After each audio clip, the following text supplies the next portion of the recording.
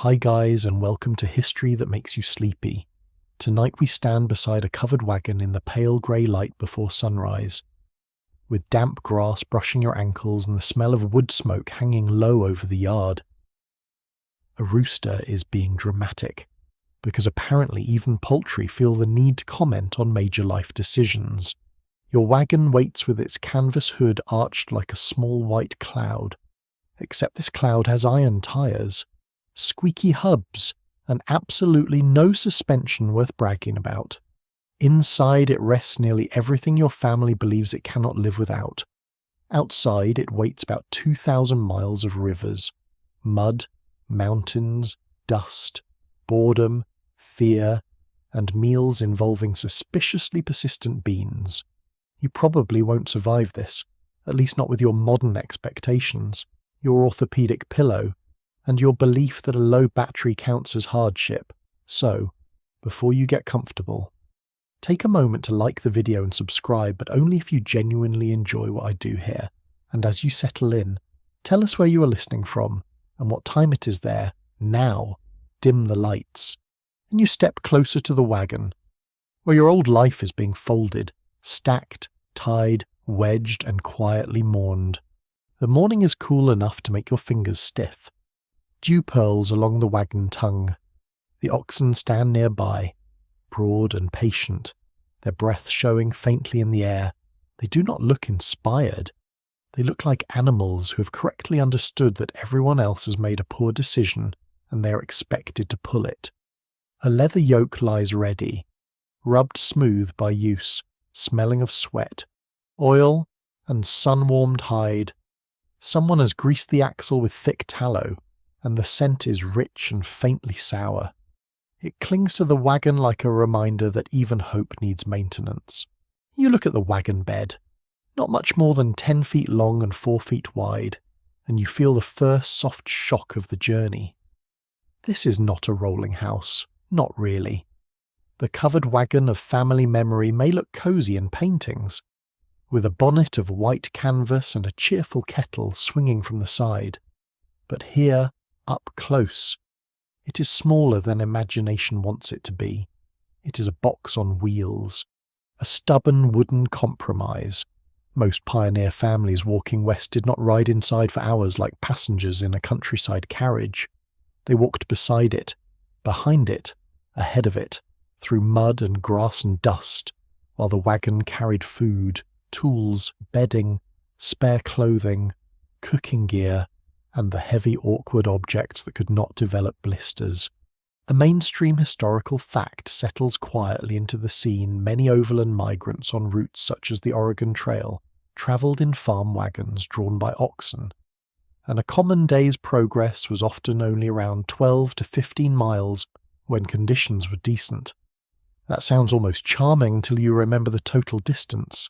At 15 miles a day, 2,000 miles becomes not a trip but a season of your life, not a vacation, not even a rustic retreat, more like relocating your entire household by dragging it through weather. Behind you, the house you're leaving stands with its door open. It looks ordinary, which somehow makes it worse. A broom leans beside the threshold. The hearth is dark. The bed frames are stripped. The corners have gone hollow where chests once sat. The walls hold faint marks where shelves were removed, and the floorboards creak under the footsteps of relatives and neighbours who have come to help, advise, stare, or quietly judge the packing.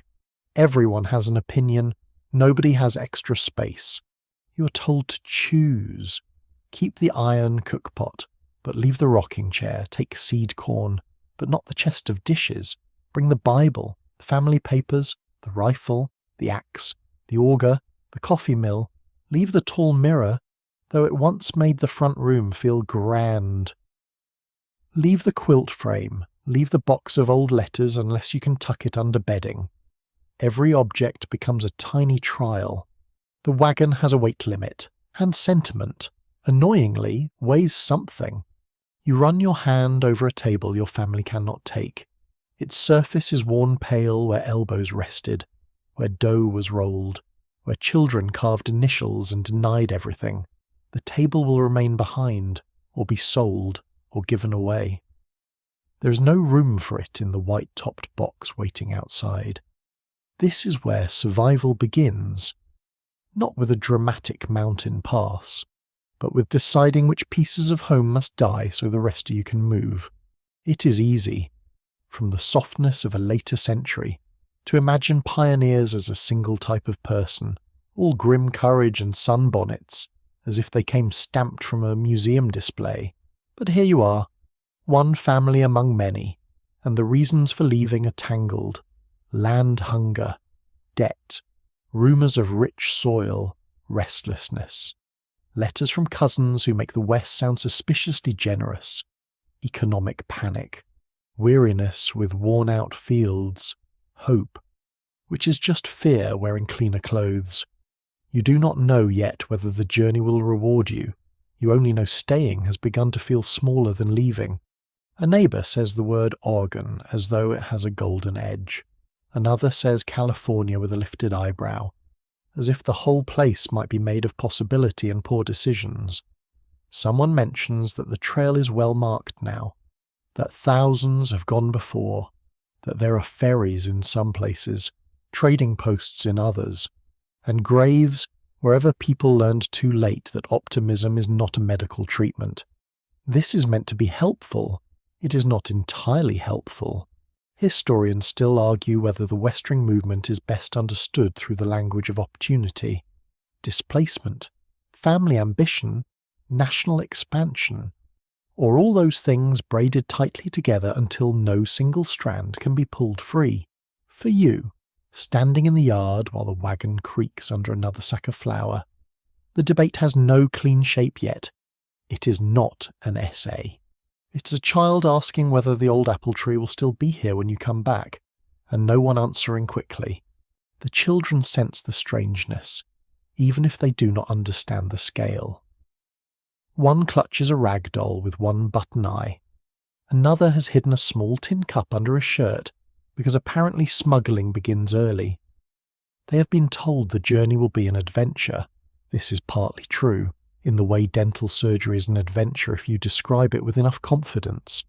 There will be new animals, strange skies, campfires, stories, and rivers wide enough to silence even the most talkative uncle. There will also be wet socks, cold mornings, hunger, rules, and the intimate tragedy of sharing space with siblings for months. A quirky tidbit drifts up from all the advice given by experienced travellers. Some emigrants were warned not to overload wagons with cast-iron stoves, fine furniture, or trunks of fashionable clothing. Yet trail accounts still mention piles of abandoned belongings along the route, including heavy heirlooms that seemed necessary at home and ridiculous by the first long hill. Imagine that. Somewhere out there, a perfectly respectable parlour chair sits beside the trail, having discovered it was not, in fact, essential to empire. The wagon's canvas cover is checked again. It is not simply decorative. It helps shield supplies from rain and sun, though wind can snap and strain it, and dust will find every seam because dust is gifted that way. The fabric smells of hemp or cotton duck, of dampness and storage. At night it may glow faintly in moonlight. In storms it may drum so loudly you cannot hear your own worry. For now it is tied down neatly, pale and clean, waiting to become stained by weather, smoke, mildew, and the fingerprints of a family slowly becoming less tidy. You stand near the back of the wagon and look inside. Bedding rolls are packed along one side, sacks of flour sit low, because weight must be balanced. Bacon, wrapped and packed, brings a salty smell that mingles with wood shavings and rope. A churn. Perhaps, if there is room, a water keg, a Dutch oven, tin plates, a coffee pot, blessed object, tiny altar of endurance. Tools are fastened where they can be reached. Nothing may rattle loose if it can be helped, though everything will rattle anyway. The wagon is already speaking in little groans and taps. Your family's not alone for long. Other wagons wait along the road, some with neighbours, some with strangers who will soon become as familiar as relatives and occasionally just as irritating. A baby cries from under a shawl. A man argues about whether the spare wheel should be lashed tighter.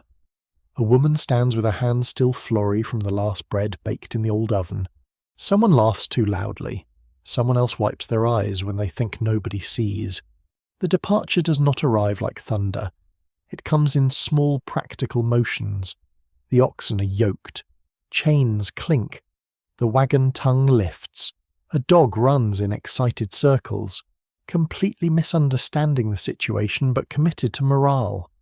The first wheel turns, crushing damp grass into dark lines.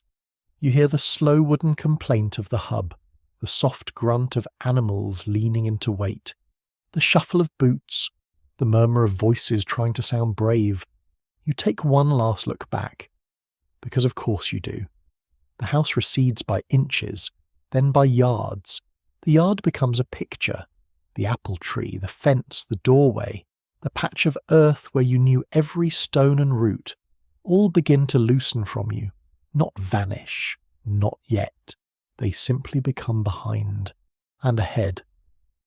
The road waits with no interest in your feelings. It bends past fields, past neighbours, past the last familiar bend. The wagon rolls on, carrying less than you wanted and more than you can easily pull through history. You walk beside it, feeling the morning coolness fade into the first warmth of day, and the whole enormous journey begins in the simplest possible way. One step, then another after that. By mid-morning, the road has begun to teach you its first quiet lesson. Nothing in the wagon is merely packed. Everything is negotiated.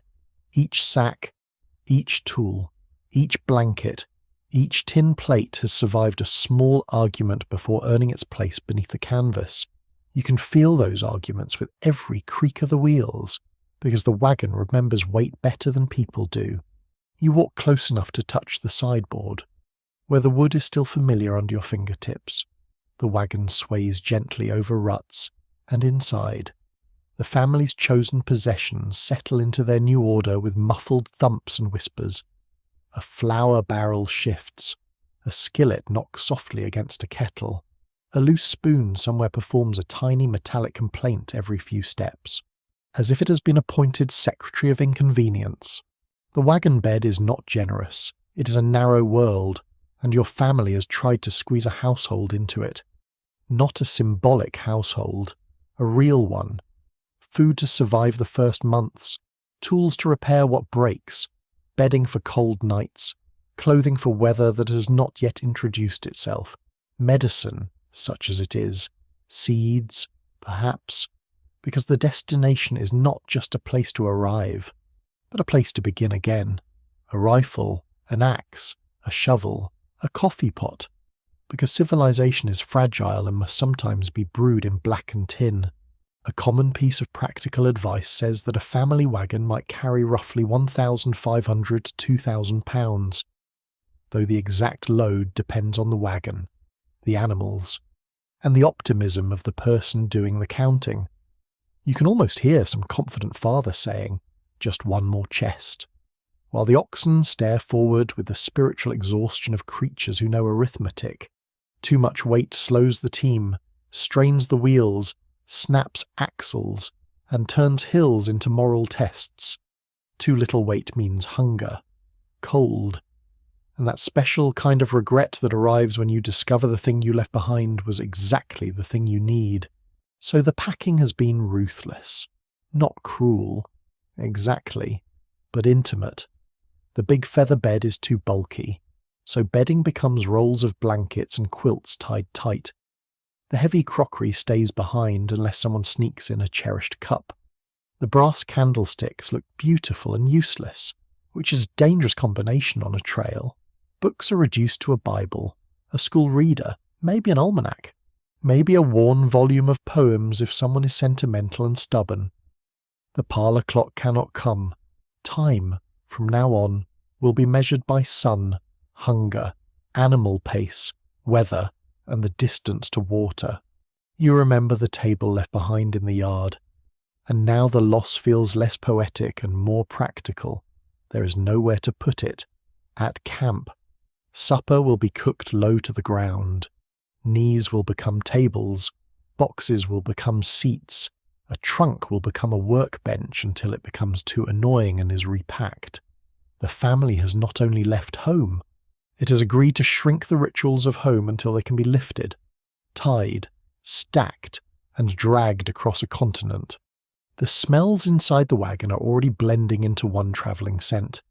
Flour dust, bacon grease, coffee, wool, canvas, damp rope, iron, a little smoke caught in blankets from the last hearth fire. You breathe it in, and it smells like preparation, which is to say it smells like nobody is fully ready. Your mother, or aunt, or older sister has packed small cloth bags with needles, thread, buttons, pins, beeswax, and scraps for mending. This does not look dramatic. No painter will place it in the heroic centre of a grand frontier scene. Yet by the time shirts tear, socks wear through, wagon covers rip, and children grow strangely talented at ruining knees, that little sewing kit will become as important as almost anything else. Survival often enters history not as a trumpet blast, but as someone quietly threading a needle in fading light. The food has been planned with care, and still everyone worries. Flour is packed in barrels or sacks and guarded against damp. Cornmeal rides beside it. Beans, rice, dried apples, salt, sugar if you're fortunate, coffee if you're sensible, tea if your household leans that way, and bacon or salt pork wrapped against spoilage. Some families carry dried beef, some have crackers or hard bread.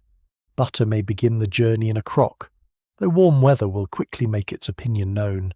Eggs, if packed in bran or meal, might last for a time, but not forever.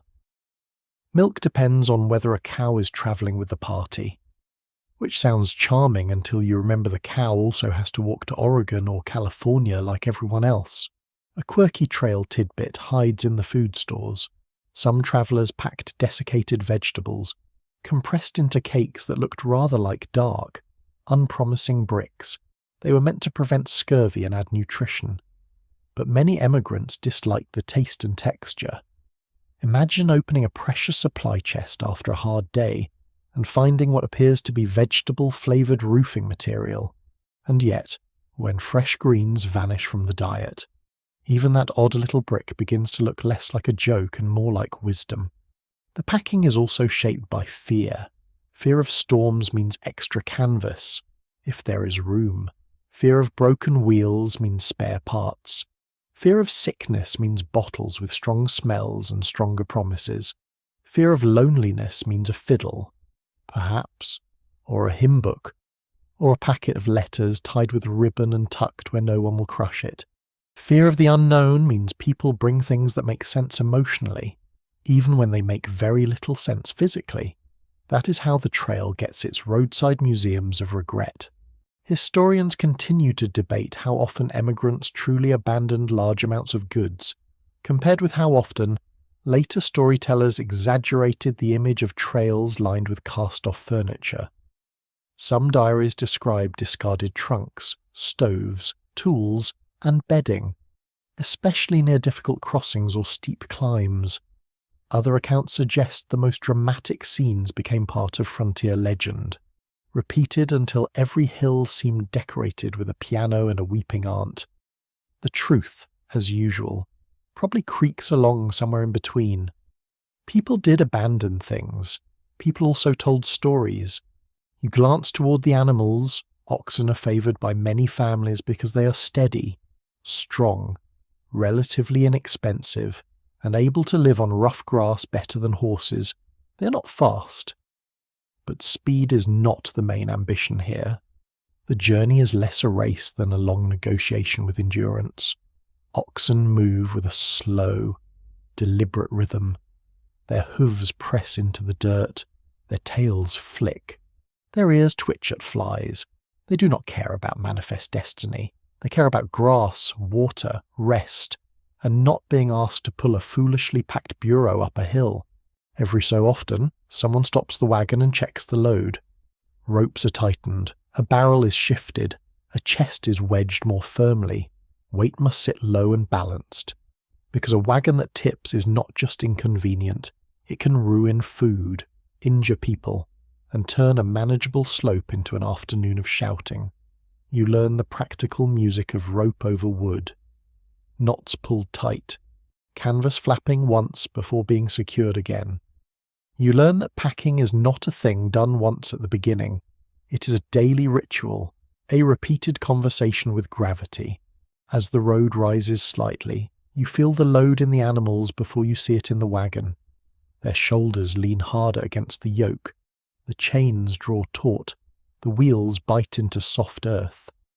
Someone walks behind with a hand near the tailgate, not pushing much, but ready to steady anything that lurches. The children are ordered away from the wheels. They drift to the roadside, poking weeds with sticks and pretending this is fun. Perhaps it is, for a minute. Childhood is mercifully good at turning danger into a game before adults can ruin it with accuracy. By afternoon, the first repacking happens. Of course it does. A family member needs the kettle that is under the bedding. Behind the flour, beneath a sack of beans that now seems to weigh as much as a small sleeping buffalo. Everyone waits while the wagon is opened like a puzzle box. Tempers remain polite. Barely. The sun warms the canvas until the air inside smells thick and close. Dust sticks to your lips. A fly circles with the dedication of a tiny villain. At last the kettle emerges. Something else is moved. Something else is forgotten. The load is tied again. Not quite as neatly as before. This too is part of the journey. Order begins as a plan and becomes a habit only after repeated inconvenience. When evening approaches, you understand the wagon differently. In the morning it looked like departure, like drama, like a white-topped promise.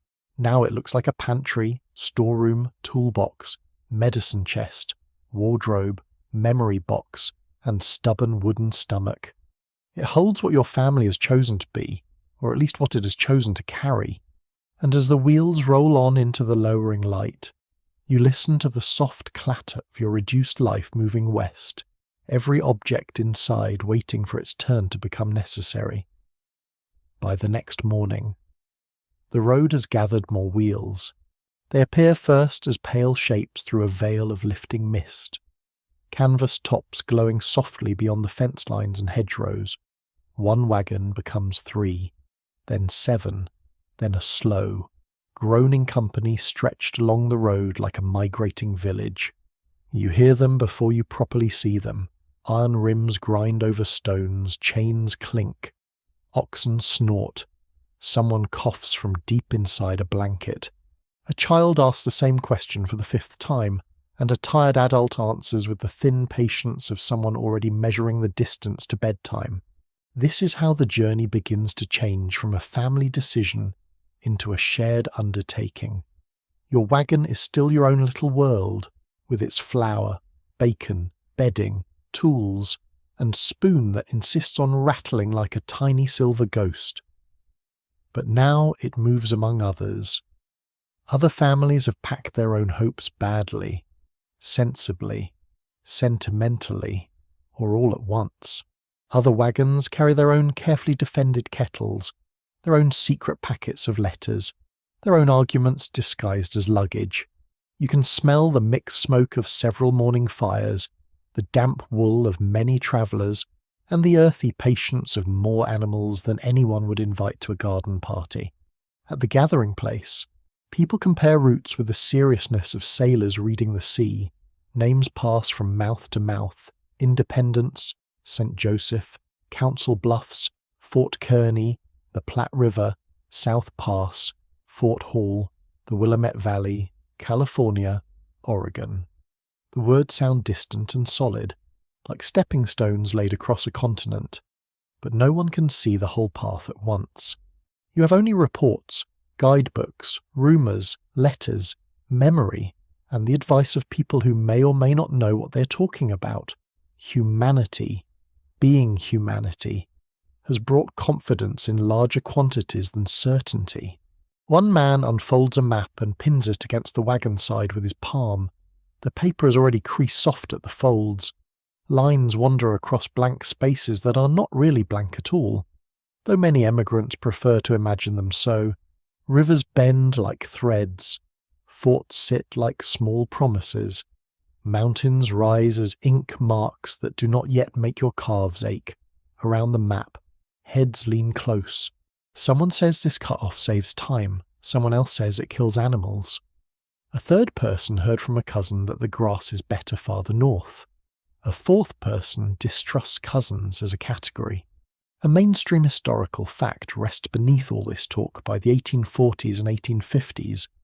Tens of thousands of emigrants travelled overland on major western routes, especially the Oregon, California, and Mormon trails, and many tried to leave in spring so animals could graze and mountain passes could be crossed before winter.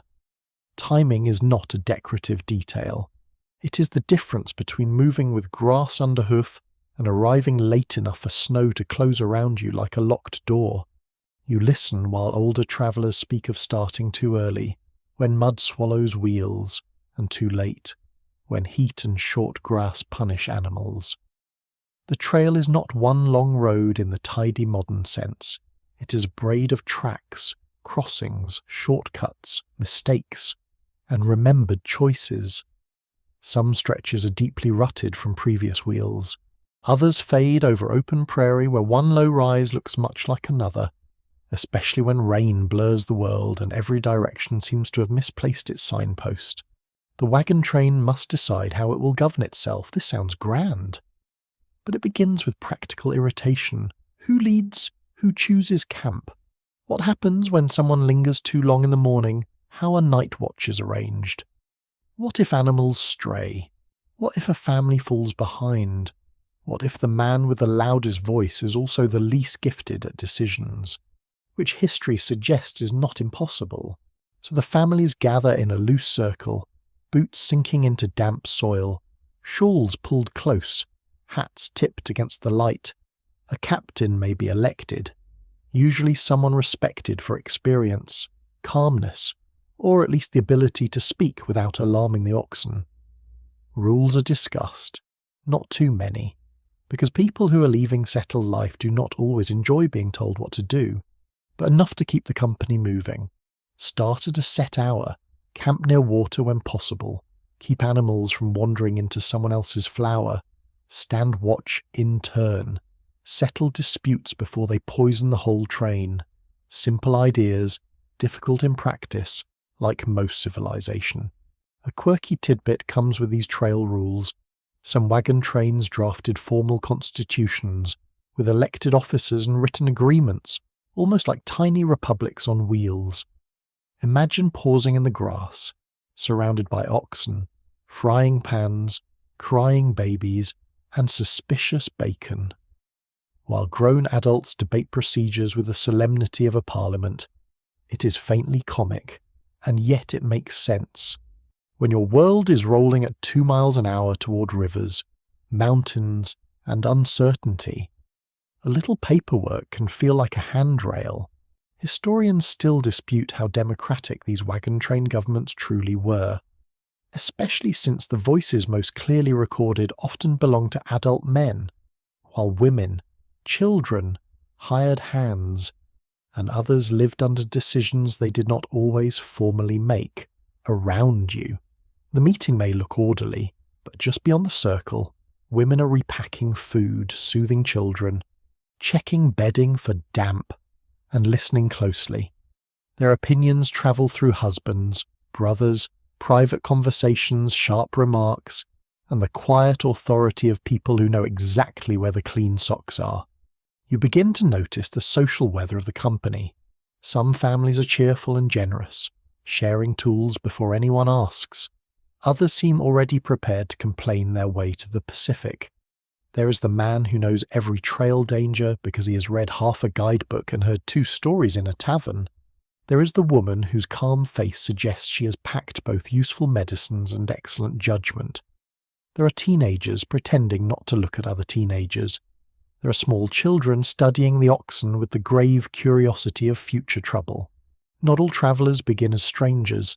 Some are kin groups or neighbours from the same county, bound by church, marriage, debt, friendship, or the simple comfort of familiar accents. Others join for safety, because an isolated wagon is more vulnerable to accident, delay, and loneliness. The company offers help when wheels break, when animals stray, when illness comes. When river crossings demand many hands, it also offers gossip, judgment, borrowed kettles not returned promptly, and the steady discovery that other people are both essential and exhausting. The route ahead is explained in pieces. At first, settled roads and farms may soften the departure. Then comes the open prairie, where the Platte River may guide you westward for weeks. The Platte is described as broad, shallow, sandy, and strange. A river that can look inviting while being thoroughly inconvenient. Later, landmarks will rise with names that sound almost theatrical. Courthouse Rock, Chimney Rock, Scott's Bluff, South Pass. These names do not yet feel real. For now, they are words in other people's mouths. You learn that guidebooks can help, but not enough. Some describe distances between water sources. Some warn about crossings or grass. Some are outdated almost as soon as printed. Because trails shift, ferries appear or vanish, and local conditions change with weather and traffic. A good guide may tell you where a creek usually runs. It cannot promise the creek will be kind when you arrive. It cannot stop a storm. It cannot make your oxen literate. There are also choices that carry heavy consequences. A shortcut may save days or cost weeks. A southern route may avoid certain mountains but bring heat and dry stretches. A northern choice may offer grass but risk snow if taken late. Rumour makes every decision shimmer. Someone always knows a better road. Someone else always knows a family ruined by taking it. The human mind loves a shortcut, especially before the hill begins. At camp that evening, the first sense of a travelling community settles over the wagons. Fires prick the dusk. Smoke rises blue and soft. Women stir pots while men tend animals. Though the division is never as neat as later paintings pretend. Children chase one another between wheels until ordered away. Coffee boils, bacon hisses, a fiddle appears from somewhere, and for a little while the air loosens. Music folds itself around the wagons, thin but brave. You sit near your family's fire, holding a tin cup warm between your palms. Around you, the chosen route exists in talk, not yet in muscle. The 2,000 miles ahead still feel almost imaginary, although the first aches in your feet are doing their best to make the matter personal, somewhere nearby. The elected captain speaks quietly with two older men. Someone laughs, someone prays, someone checks the map one more time, as if the paper might have improved in the last hour. The wagon canvas glows in the firelight. Beyond it, the road slips into darkness. Tomorrow, the company will move together, not quickly, not smoothly, but westward, and for the first time, you understand that survival will depend not only on what you packed, but on whom you travel beside, which rumours you believe, and whether the road you choose is merciful enough to forgive the choices you make before you truly understand it. By the time the wagons roll fully into prairie country, the journey stops feeling like departure and becomes rhythm. Not comfort, not ease, rhythm. There is a difference, and your feet learn it before your mind does. Morning arrives with grey light, cold fingers, and the low sound of animals shifting in their traces. Canvas stirs, blankets are shaken, fires are coaxed from last night's coals if anyone was clever enough to bank them well. Coffee boils dark in a battered pot, and the smell rises into the dawn like a small, bitter blessing. You eat quickly, because the train must move. A piece of bread, maybe fried in grease, beans from last night if there are any, bacon if the stores allow it, coffee strong enough to argue with your stomach. The children chew sleepily, hair wild, faces smudged, still wrapped in the soft confusion of being woken before the sun has properly committed to the day. Somewhere a baby cries, somewhere a man swears gently at a stubborn buckle, not loudly enough to count as scandal, but with enough feeling to make the buckle reconsider its life. Then comes the loading, bedding rolled tight, kettles cleaned and stowed, water kegs checked, animals yoked. The oxen lean into their work with that slow, resigned strength that makes you respect them more each day. The wheels begin to turn, and soon the whole line is moving across grass that seems to run forever.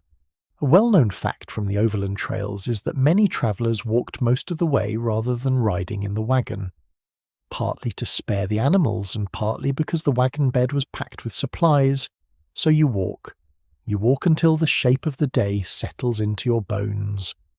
You walk beside the left wheel and listen to its wooden groan. You walk ahead to avoid dust, then fall back when the captain slows the line. You walk with your skirts lifted from mud, or your trousers stiff with dry grass, or your boots rubbing at the heel in a way that feels minor in the morning and deeply personal by afternoon. The prairie is not empty. Though it may first appear that way to tired eyes, it whispers and clicks and sighs. Grasshoppers spring from your path, meadowlarks spill liquid notes into the air, wind bends the grass in long waves, so the land seems to breathe. The smell changes through the day. Morning is damp earth and crushed stems. Noon is dust, hot leather, animal sweat, and sun-warmed canvas. Evening brings smoke, trampled grass, and supper beginning to thicken in iron pots. You learn to measure progress in small things, a distant rise reached by midday, a creek found before the animals grow restless, a patch of good grass, a wheel that didn't crack, a child who didn't lose a shoe. The map may speak in miles, but your body speaks in blisters, thirst, and the mercy of shade. There is not much shade. The pace is slow enough to feel almost absurd. You can look back and still see where you were not long ago. Some days the line makes 12 miles, some 15, sometimes less if mud grabs the wheels or an animal comes up lame. A modern person might be tempted to say, that is not so far. A modern person is welcome to try it while carrying a kettle, chasing children, avoiding rattlesnakes, and sleeping on the ground after dinner made mostly of beans. We will wait politely. The daily order becomes familiar. Wagons move for a few hours, pause briefly at noon, then move again until camp is chosen. Nobody wants to stop too early. Because the distance ahead is enormous, nobody wants to stop too late. Because animals need grass and people need water, firewood, food, and enough light to perform all the little tasks that keep tomorrow from collapsing. The day is a row of chores tied together by walking. Even the sounds become a kind of lullaby, though not a gentle one. Creak, clink, snort, step, creak, clink, snort, step. The wheels grind over soil and stone. Harness rings tap. Tin cups knock softly inside the wagon. A woman hums under her breath. A child drags a stick along the grass until an adult tells him to stop before he pokes the wrong creature and receives a frontier education with teeth. Now and then the line halts. Perhaps a wheel has sunk into a rut. Perhaps a strap has snapped. Perhaps someone must recover a pan that bounced free, which is exactly the sort of humble disaster that can delay a nation. Men and older boys push at the wheel. Women hold animals, gather children, or use the pause to adjust loads and check supplies. The halted wagons settle like tired animals in the sun. Flies appear instantly, because flies are apparently the true owners of the continent. One odd detail from trail accounts is how often people mention walking barefoot for stretches, either to save shoes or because worn footwear hurt worse than the ground. It sounds peaceful for half a second, until you remember thistles, stones, hot dust, and the occasional animal dropping placed with malicious precision. Still, shoes wear out, leather cracks, and a family may not have many replacements, so feet become another supply to manage, tender and necessary. The prairie sky dominates everything. It is not background, it is a presence. Clouds build from harmless white towers into dark, bruised masses that make everyone glance at the wagon covers. Sun beats down until the canvas shines. Wind arrives with no tree line to stop it, pushing dust into your eyes, your collar, your food, your thoughts. At night, stars open overhead in such numbers that even the most practical travellers fall quiet for a moment. You lie on your blanket and feel very small, which is not always a bad feeling when sleep is near. Researchers disagree over whether emigrant diaries understate the monotony of the trail because writers preferred to record dramatic events, or whether the repetition itself became so overwhelming that only unusual moments seemed worth ink. From inside the day, you understand both possibilities. Most hours are not dramatic, they're repetitive, gritty, necessary, yet those hours are the journey. A broken axle may become the story told later, but the endless walking is what actually carries you west. There is social rhythm too. You begin to know who rises early, who complains before breakfast, who lends tools, who watches the horizon, who sings when tired, and who has a laugh that could frighten birds from a county. Children form alliances and rivalries. Teenagers exchange glances across campfires with the solemn secrecy of people who believe no adult has ever noticed anything. Adults notice. Adults are simply too tired to conduct an investigation. At noon, the train pauses near a shallow run of water. The animals drink first, because without them the whole enterprise becomes a very sad picnic with too much luggage. You crouch and rinse dust from your hands. The water is cold enough to sting. Your palms smell of rope and iron. Lunch is plain, eaten quickly, shaded only by the wagon if the angle is kind. Someone passes dried apples. Someone else shares a little molasses. And for one luxurious minute, the day tastes almost generous. Then the line begins again. By late afternoon, your legs ache in a dull, steady way. The children are quieter now. The oxen move with lowered heads. The captain scans for water and grass. Camp must be close. But close is a slippery word on the prairie. A grove of trees in the distance may be 1 mile away or 5. A dark line may be a creek, or only a shadow designed to mock you. The land keeps its own measurements. At last the wagons turn toward a suitable place. Wheels slow, chains slacken. Voices soften with relief. The animals are unyoked and led to graze. Fires are lit. Little orange hearts against the wide evening. Supper begins its slow transformation from supplies into comfort. Beans simmer. Dough fries. Coffee returns. Because some rituals are too important to abandon just because you are exhausted. You sit near the fire and remove your shoes carefully. Your feet throb. Dust has settled into every seam of your clothing. Your hair smells of smoke and wind around you. The wagon train murmurs itself into night. A kettle lid clicks. A baby sighs. Someone laughs at a joke too quiet for you to hear. The prairie darkens from gold to violet to blue, and tomorrow will be much the same. That is the secret hidden inside the grand old pictures of westward migration. Survival is not only courage at river crossings or bravery in mountain snow. It is waking again after a hard day and doing the same hard thing once more. It is accepting the slow music of wheels and hooves and footsteps. It is becoming, little by little, a creature of the road. Food becomes a kind of clock. Not the elegant clock left behind on the mantel, with its polished face and calm little hands. That clock belonged to rooms, walls, chairs, predictable meals, and the soft authority of a household that did not have to move before sunrise. Out here, time is measured by hunger. Morning coffee means the day is opening.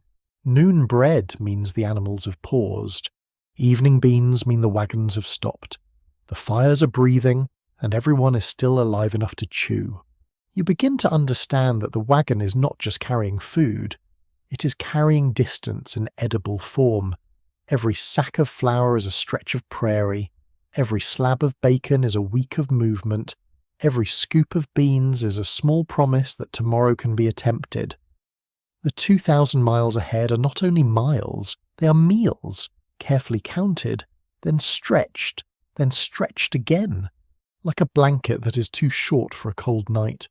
A commonly recorded reality of overland travel is that families often relied on staples such as flour, cornmeal, bacon or salt pork, beans, rice, dried fruit, coffee, sugar, and salt. Fresh food was welcome but unreliable. You might gather greens in spring, buy supplies at a fort, trade with another traveller, or hunt if game appears and someone is skilled enough to turn opportunity into supper. But most days, the diet comes from the wagon. And the wagon does not refill itself because apparently the frontier is not a staffed hotel. So breakfast is simple. Coffee, always if possible.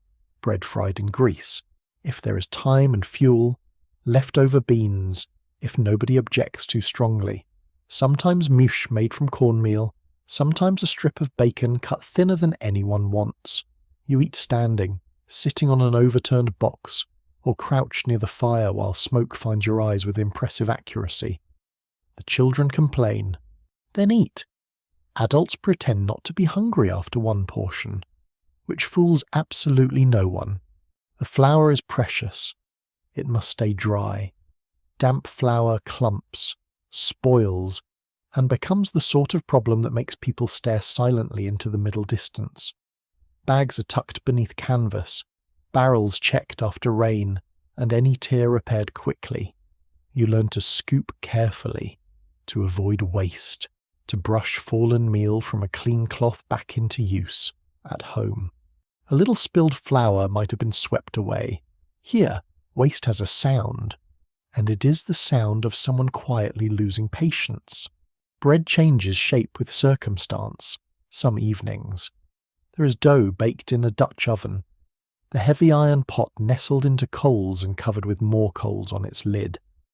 Sometimes there are biscuits, dense and smoky, with a crust that tastes of ash and gratitude. Sometimes cakes of cornmeal cook on a griddle. Sometimes the bread is not very good. You eat it anyway. Hunger is an excellent editor of standards. The Dutch oven earns respect quickly. It is heavy. Yes, and weight is always a villain.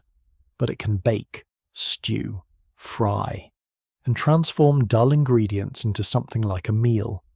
Its iron surface blackens with smoke and grease when the lid lifts. Steam rises, carrying the smell of beans softened with bacon, or dough crisping at the edge, or dried apples simmered until they remember being fruit. That smell moves through camp like kindness. One strange but practical food detail from the trail is that some travellers carried vinegar, not only for flavour, but also because many believed it helped health in hot weather or prevented illness. Whether it performed all the miracles claimed for it is another matter. Still, a splash of vinegar could brighten beans, preserve pickles, or cut through the heaviness of salt pork. After enough smoky meals, anything sharp on the tongue feels almost sophisticated. A frontier luxury, served in a tin cup with dust garnish. The bacon and salt pork are both blessing and burden. They keep better than fresh meat, and they add fat to a diet that needs energy, but they are salty, heavy, and not exactly subtle. The smell of frying pork in the evening can make the whole camp turn its head. It hisses in the pan, releasing a rich scent that mingles with smoke and dry grass. Grease is saved, because grease is useful. It fries bread, flavours beans, and reminds everyone that thrift is less a virtue than a survival technique. Beans are dependable. which is a polite way of saying they appear constantly. They soak if someone remembers. They boil slowly if there is fuel. They can be flavoured with pork, salt, molasses, onion if you have one, and hope if nothing else is available. They are filling. They are also socially bold. A wagon train eating beans day after day is not a silent environment. No matter how poetic later paintings become, history rarely includes this in the museum captions, which is probably merciful. Coffee matters beyond nutrition. It is warmth, habit, alertness, and comfort. The pot blackens over the fire. Grounds are boiled strong, sometimes with eggshells if available to help settle them. Though trail methods vary from household to household, you hold the tin cup carefully because the metal burns your fingers. The first sip is bitter and smoky. It tastes like waking up even when you would rather not. It tastes like adulthood making unreasonable demands before dawn. The children crave sweetness. Everyone does, secretly. Sugar is rationed, molasses guarded, dried fruit treasured. A dried apple slice handed to a child can create a silence more effective than a sermon. Dried peaches, raisins, or berries, if carried, brighten a meal and help break the sameness. Sometimes fruit is stewed into a sauce, and for a few minutes the smell lifts memory from some old kitchen far behind you. The spoon rattling in the wagon, that faithful little nuisance from the first days, seems almost pleased to be useful. There is hunting, but not as much as imagination likes to pretend. Some travellers shoot antelope, deer, buffalo, rabbits, or birds when possible, yet hunting takes time, ammunition, skill, and luck. A missed shot is not dinner. A successful one may bring fresh meat, but also labour, butchering, cooking, and the risk of delay. The wagon train cannot spend every day chasing supper across the prairie like an overexcited picnic club. When fresh meat appears, it is celebrated. When it does not, beans remain emotionally available. Historical interpreters continue to wrestle with how much hunting supplemented trail diets, because diaries can make dramatic kills memorable while leaving ordinary meals barely described. From your place beside the fire, the truth feels uneven. Some weeks bring game, some bring none. Some families have skilled hunters, others have men who speak confidently, fire poorly, and return with explanations. The search for fuel shapes cooking too. In wooded areas, fires are straightforward. On the open plains, wood can be scarce. You gather twigs, brush, dried roots, and, famously, dried buffalo dung, often called buffalo chips. There it is. The frontier fuel nobody puts on a scented candle. Dry chips burn surprisingly well, with less odour than a person might fear, though this is not a recommendation for modern interior design. Children may be sent to collect them, which gives childhood a very specific kind of character. Even water affects food. Beans refuse to soften properly if the water is bad or scarce. Dough behaves differently in heat, dust, and wind. Coffee tastes of whatever the water tasted of first, which can be unfortunate. At times, alkali water leaves a bitter trace. At other times, muddy water must settle before use. You learn patience. You learn suspicion. You learn that clear water is not always safe, and cloudy water is not always avoidable. As evening settles, supper becomes the emotional centre of camp. The wagons stand in their rough arrangement. Animals crop grass in the dimness. Smoke rises from many fires, each with its own little cloud of hunger and fatigue. You kneel near the coals, turning bread before it burns. Your hands smell of flour, grease, and ash. A child leans against your shoulder, too tired to be troublesome. Someone nearby hums a hymn. Someone else argues softly about tomorrow's water. The meal is plain, but it gathers everyone. Tin plates shine in firelight, spoons scrape, coffee is poured. The first mouthful warms you from the inside, and even if it is only beans again, especially if it is only beans again, it means the day has been crossed. Not the whole trail, not even a grand portion of it, but this one day. And survival out here is built exactly that way. One meal, one fire, one careful scoop from the sack, one family eating under the widening dark, while the wagon waits nearby with tomorrow's hunger packed inside it. By now, water has become more than a need. It has become a thought that follows you everywhere. It walks beside you in the morning when the canteens feel light. It waits in the back of your throat at noon when dust settles on your tongue. It enters every conversation before camp, because no matter how brave the wagons look against the wide grass, no matter how noble the oxen appear with their slow shoulders and swinging tails, the whole train is only as confident as the next drink. The prairie does not always announce water kindly. Sometimes a creek shines ahead like mercy, catching the sun in quick silver flashes. Sometimes a low line of cottonwoods hints at a stream hidden below a bank. Sometimes the land lies, offering only a dry bed where water ran weeks ago, leaving cracked mud, insect husks, and a smell like old weeds. People grow quiet when that happens. Even the joking man with the guidebook lowers his voice, and that is how you know the matter is serious. A basic truth of the Western trails is that wagon trains often plan their days around water and grazing, because families, draft animals, and any loose livestock all needed regular access to both. Oxen can endure a great deal, but they are not wooden machines. However much some impatient travellers seem determined to test the theory, they need water, grass, rest, and time to chew. Without them, the wagon stops being a moving household and becomes an ambitious pile of belongings. You carry water in kegs and canteens, but it never feels like enough. A full keg is heavy, and weight has been the enemy since the first morning. Carry too much water, and the animals strain. Carry too little, and every dry mile becomes a lesson in regret. So families measure the risk. They fill at known streams. They ask other travellers about the next source. They listen to scouts, guides, traders, and anyone who looks as though he's been thirsty in useful places. Morning water is often cold enough to ache in your teeth. You dip a cup and taste mud, minerals, leaves, and gratitude. The children drink too fast unless warned.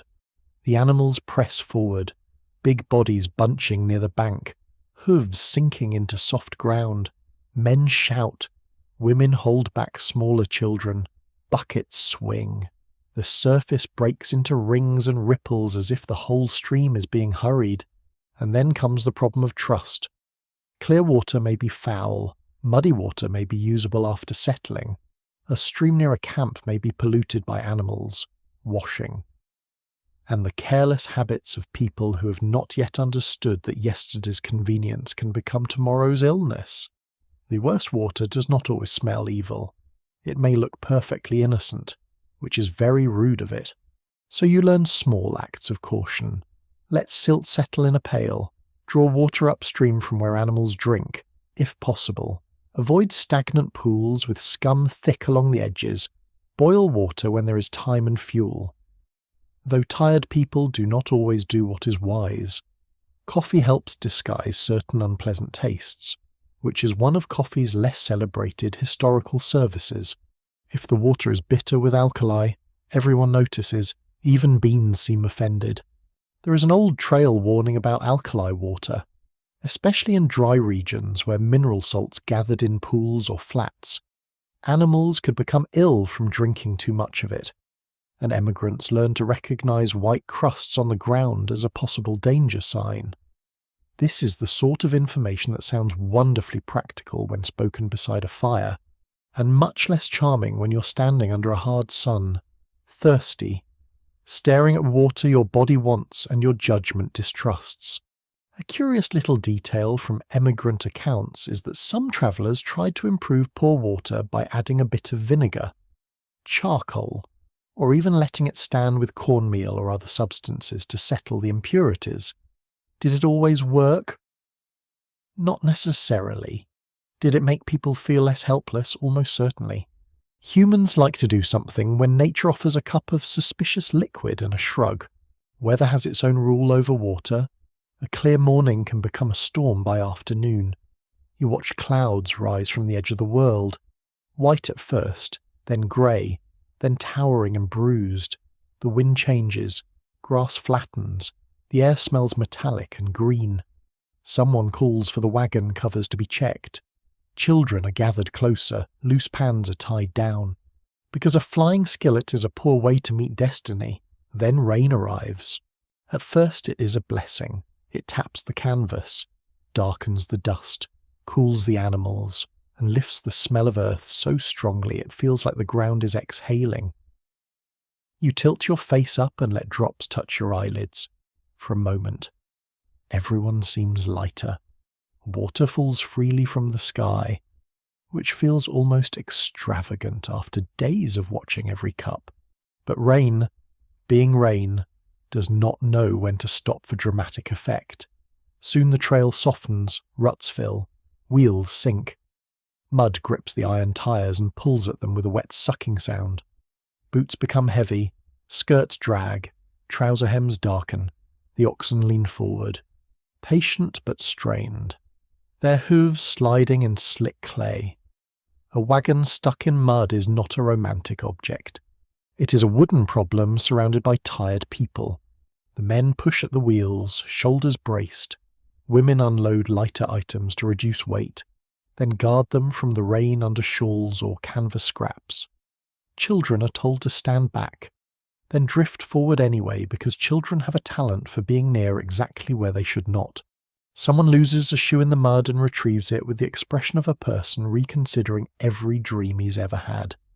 The wagon groans, shifts, sinks, and finally lurches free. Everyone exhales. The mud keeps the shoe print as a souvenir. Weather can also steal warmth after rain. Evening comes cold. Wet clothing clings to the skin. Blankets smell damp and smoky. Fires sputter if fuel is poor. You hold your hands near the flames and feel heat on your palms while your back remains chilled. Steam rises from socks hung on wagon bows, from skirts held near coals, from the flanks of animals. The camp becomes a village of damp people pretending morale is a resource that can be rationed. Specialists in trail history still differ on how much emigrants understood the connection between contaminated water and disease, since germ theory had not yet become common knowledge. While practical experience still taught many families to fear bad camps and foul streams, you hear both kinds of thinking around the fires. One person blames miasma, bad air rising from marshy ground. Another blames spoiled food. Another says the water tasted wrong from the start. No one has a microscope.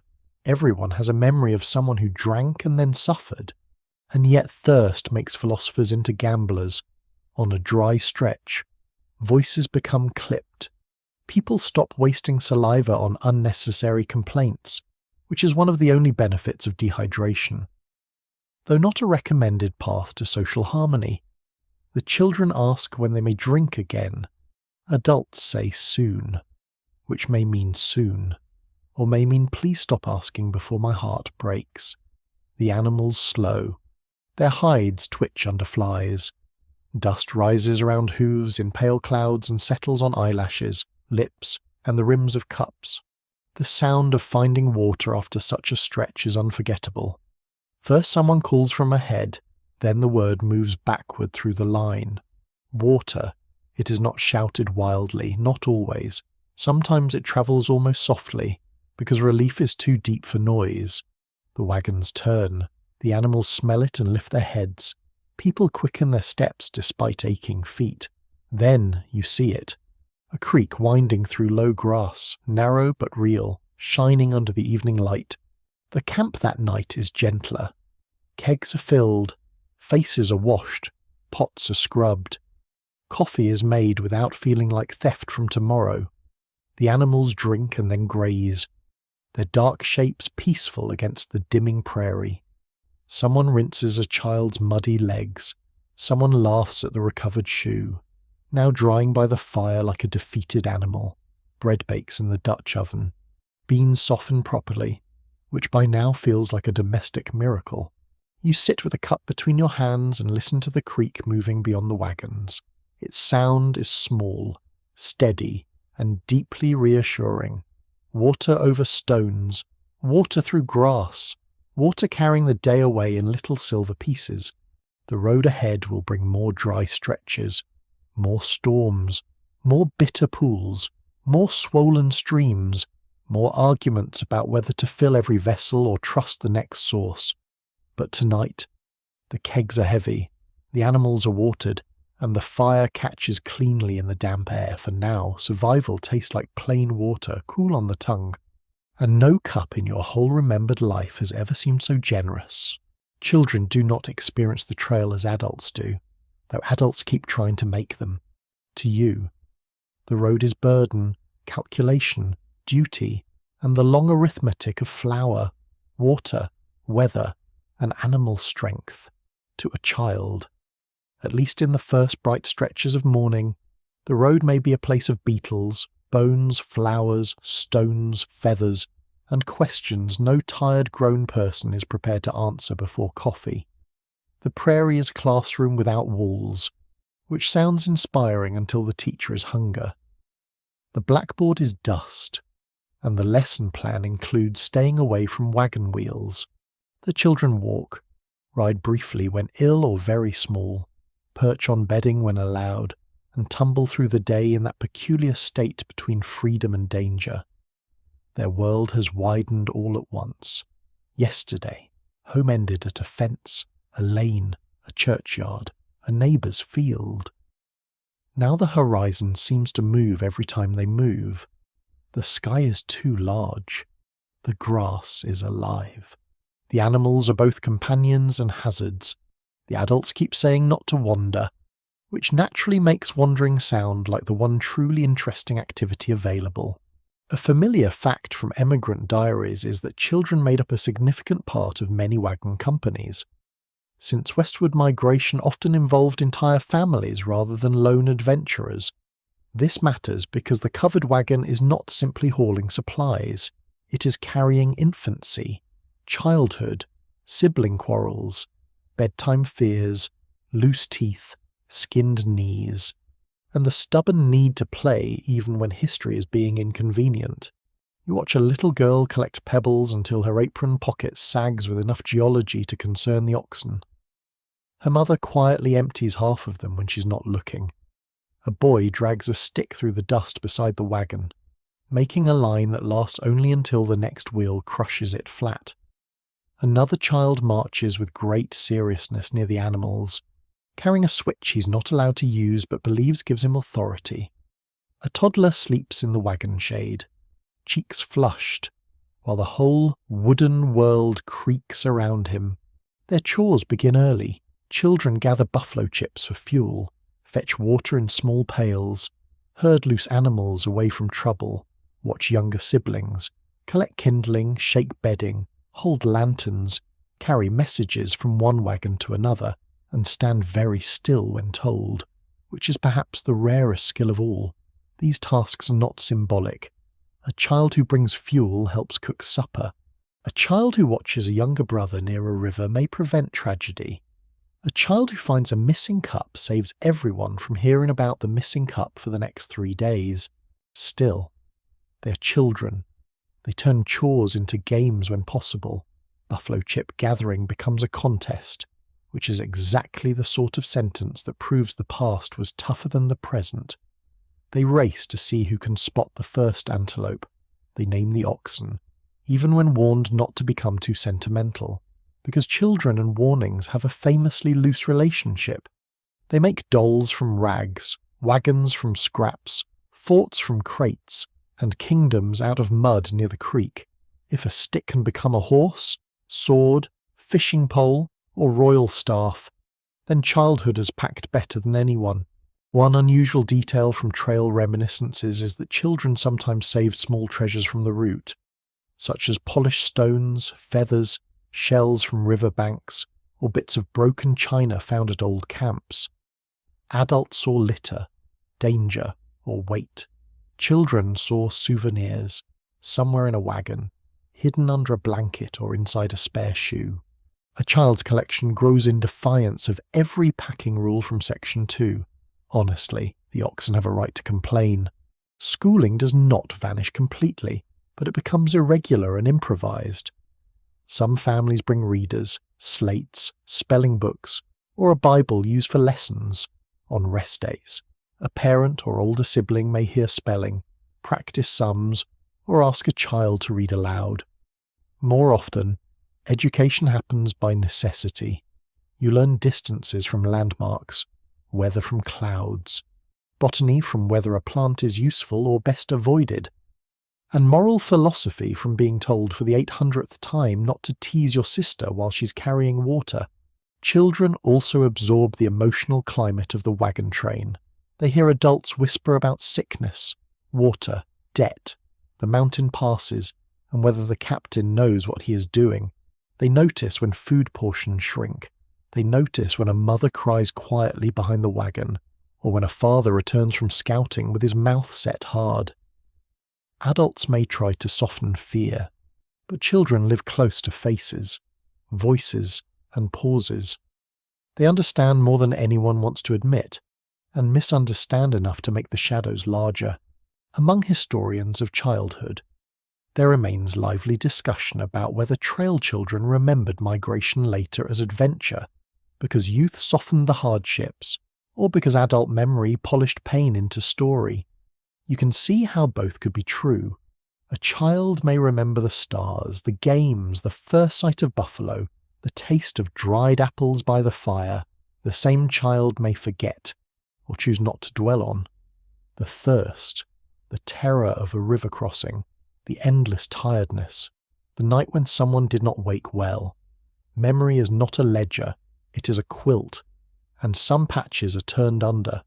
In the middle of the day, boredom becomes its own weather. The line moves slowly, the prairie repeats itself. Adults are busy. Children are expected to behave inside a landscape that seems designed to invite touching, chasing, climbing, and poking. They ask how far to camp, they ask what is for supper, they ask whether the mountains are tomorrow, they ask whether snakes can climb into wagons. They ask what happens if an ox decides to go home. These are fair questions, the answers are rarely satisfying. You walk beside one child whose shoes are nearly worn through. He does not complain at first. Then he limps. Then the limp becomes impossible to ignore. The wagon stops briefly, and a worn sock is peeled away from a blister. The skin is red, tender, shining. A little grease or cloth padding is applied. The child bites his lip with great dignity, then ruins the dignity by asking if he can ride. Perhaps he can, for a while, if the load allows it. Perhaps he cannot. The wagon is heavy with survival, and mercy must sometimes be measured in minutes. Infants are a different kind of challenge. They need feeding, washing, shade, warmth, and soothing. None of which the trail arranges politely. A baby's cry at night carries across camp, and every parent hears it in the body. Mothers nurse under shawls in jolting wagons, beside fires, near muddy crossings, in heat, in wind, in exhaustion. Older girls may carry babies while adults work. Bedding must be kept as clean as possible, which is a heroic ambition in a world made of dust. The older children grow older quickly. A 12-year-old may drive loose stock, stand guard for short periods, help repair harness, cook simple food, or carry messages to the captain. Girls may knead dough, mend clothes, mind younger siblings, and collect fuel. Though real life is often more flexible than tidy gender rules suggest. Boys may help with animals and tools, but they also wash dishes when a practical adult runs out of patience, on the trail. Usefulness can matter more than theory, and then there are moments of wonder so pure they interrupt even fear. A herd of buffalo darkens the distance like a moving hill. The children stop breathing for a second. Prairie dogs pop from their holes and vanish like tiny gossipers. A river shines at sunset. Lightning flickers far away without thunder. At night, someone points out constellations, and the children lie wrapped in blankets, eyes wide, while the stars look close enough to spill. Camp slowly quiets. The day's small treasures are examined in firelight: a feather, a smooth stone, a bit of blue glass found near an old campsite. Adults pretend not to see the growing collection. Supper is eaten, lessons, if any, fade into yawns. A mother brushes dust from a child's hair with her fingers. A father lifts a sleeping boy from the wagon step and lays him near the blankets. The child murmurs but does not wake. You sit near them and feel the strange tenderness of it all. The wagon train is full of plans made by adults, but the children carry something else across the miles. They carry the journey into the future, into memory, into stories told long after the wheels stop turning. They will remember odd things: the smell of wet canvas, the taste of smoky bread, the sound of ox bells in the dusk, the day someone lost a shoe in the mud, the way the prairie seemed endless, until one day it was behind them, and as sleep settles over the camp, the children finally become still, which may be the evening's greatest miracle. By the time the wagons have found their steady crawl across the grass, you begin to understand that the journey is held together by work that often goes unnamed. It is there before dawn, when the air is cold and the stars are still faintly shining. It is there in the scrape of a kettle, the shake of a blanket, the soft hush of a mother settling a child before the animals are even yoked. It is there in hands that measure flour, test a child's forehead, knot a torn strap, rinse a cloth, fold a shawl, count spoons, and quietly remember where everything is because nobody else seems able to find anything unless it is directly biting them. Women on the trail do not simply accompany the journey, they make it possible, not in the decorative sense that later paintings sometimes suggest. With clean aprons and noble profiles tilted toward the sunset, in the real sense, the tired sense, the fingers cracked from lye soap sense, the walking all day and still making supper sense, the baby on one hip, coffee pot in the other hand, smoke in the eyes, and someone asking where the needle packet went sense. A lesser person might throw the coffee pot into the Platte, but no, civilization must continue. A plain historical reality often visible in trail diaries is that women performed a large share of domestic labour while travelling, including cooking, laundering, sewing, nursing, childcare, food management, and record keeping, all while often walking many of the same miles as everyone else. The wagon may be moving through open country, but the household has not disappeared. It has simply lost its walls, floor, stove, cupboard, and privacy, which is a bold downgrade in working conditions. You see it first at breakfast. Men may yoke oxen, check wheels, and ready the teams. Boys may drive stock or fetch animals, but near the fire, women are already organising the day's first battle with hunger. Dough is mixed with hands stiff from cold, bacon is sliced thin, coffee is boiled, children are fed and corrected, a toddler's face is wiped with a damp cloth, then immediately restored to filth by the child's own initiative. Ash settles on the bread. Someone blows it off and calls it seasoning, because morale sometimes needs imagination. Then the food must vanish back into the wagon, not carelessly, never carelessly.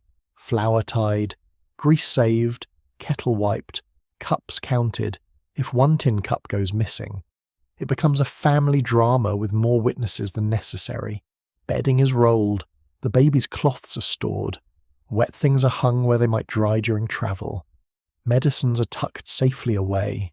The wagon is both pantry and nursery, and the person who knows its true arrangement often has no official title at all.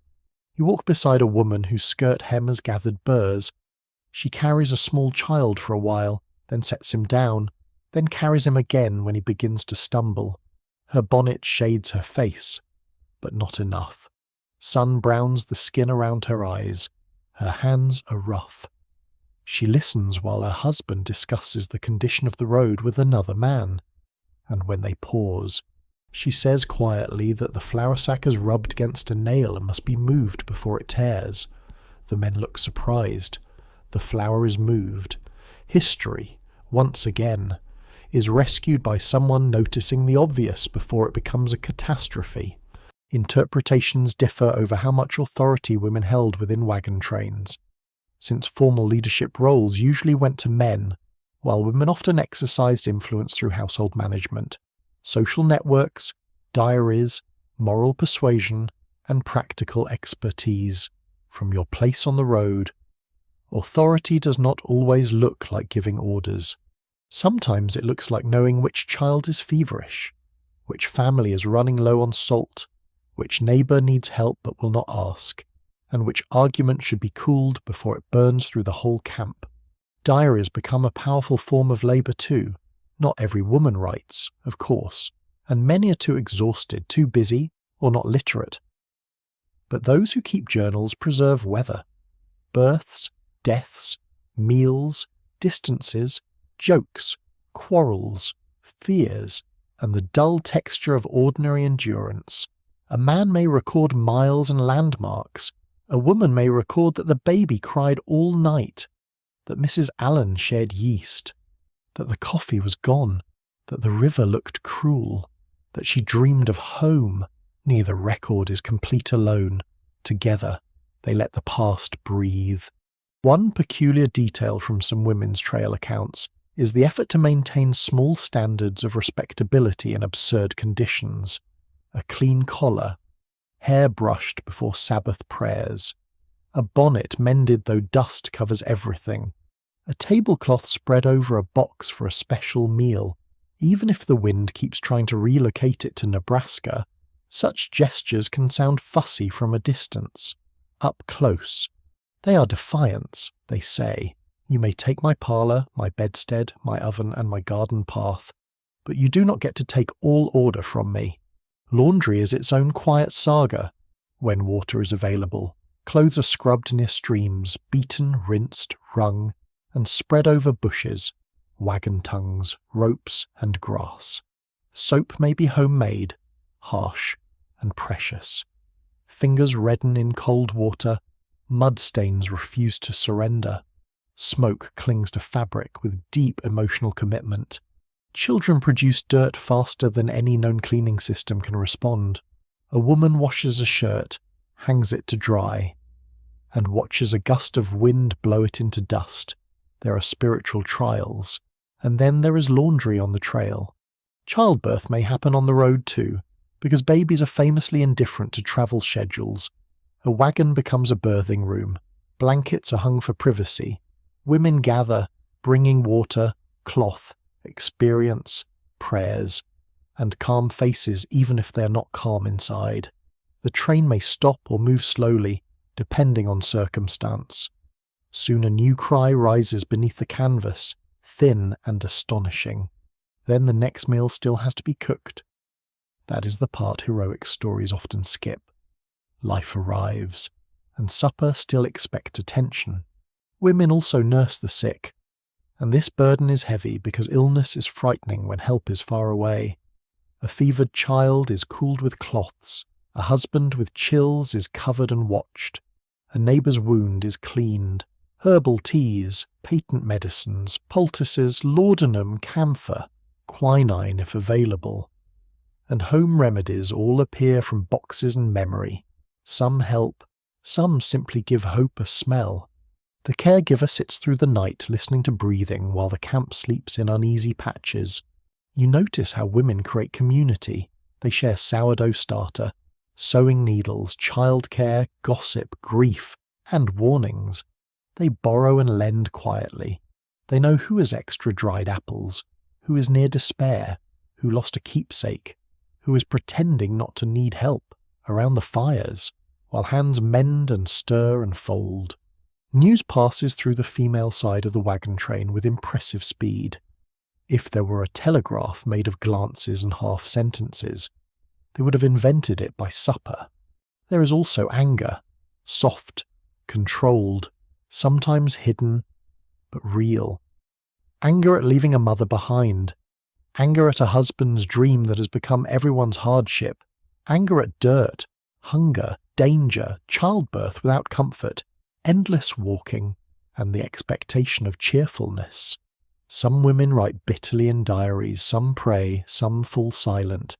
Some become sharper than any knife in the cookbox. The trail asks women to be patient, industrious, brave, modest, and grateful.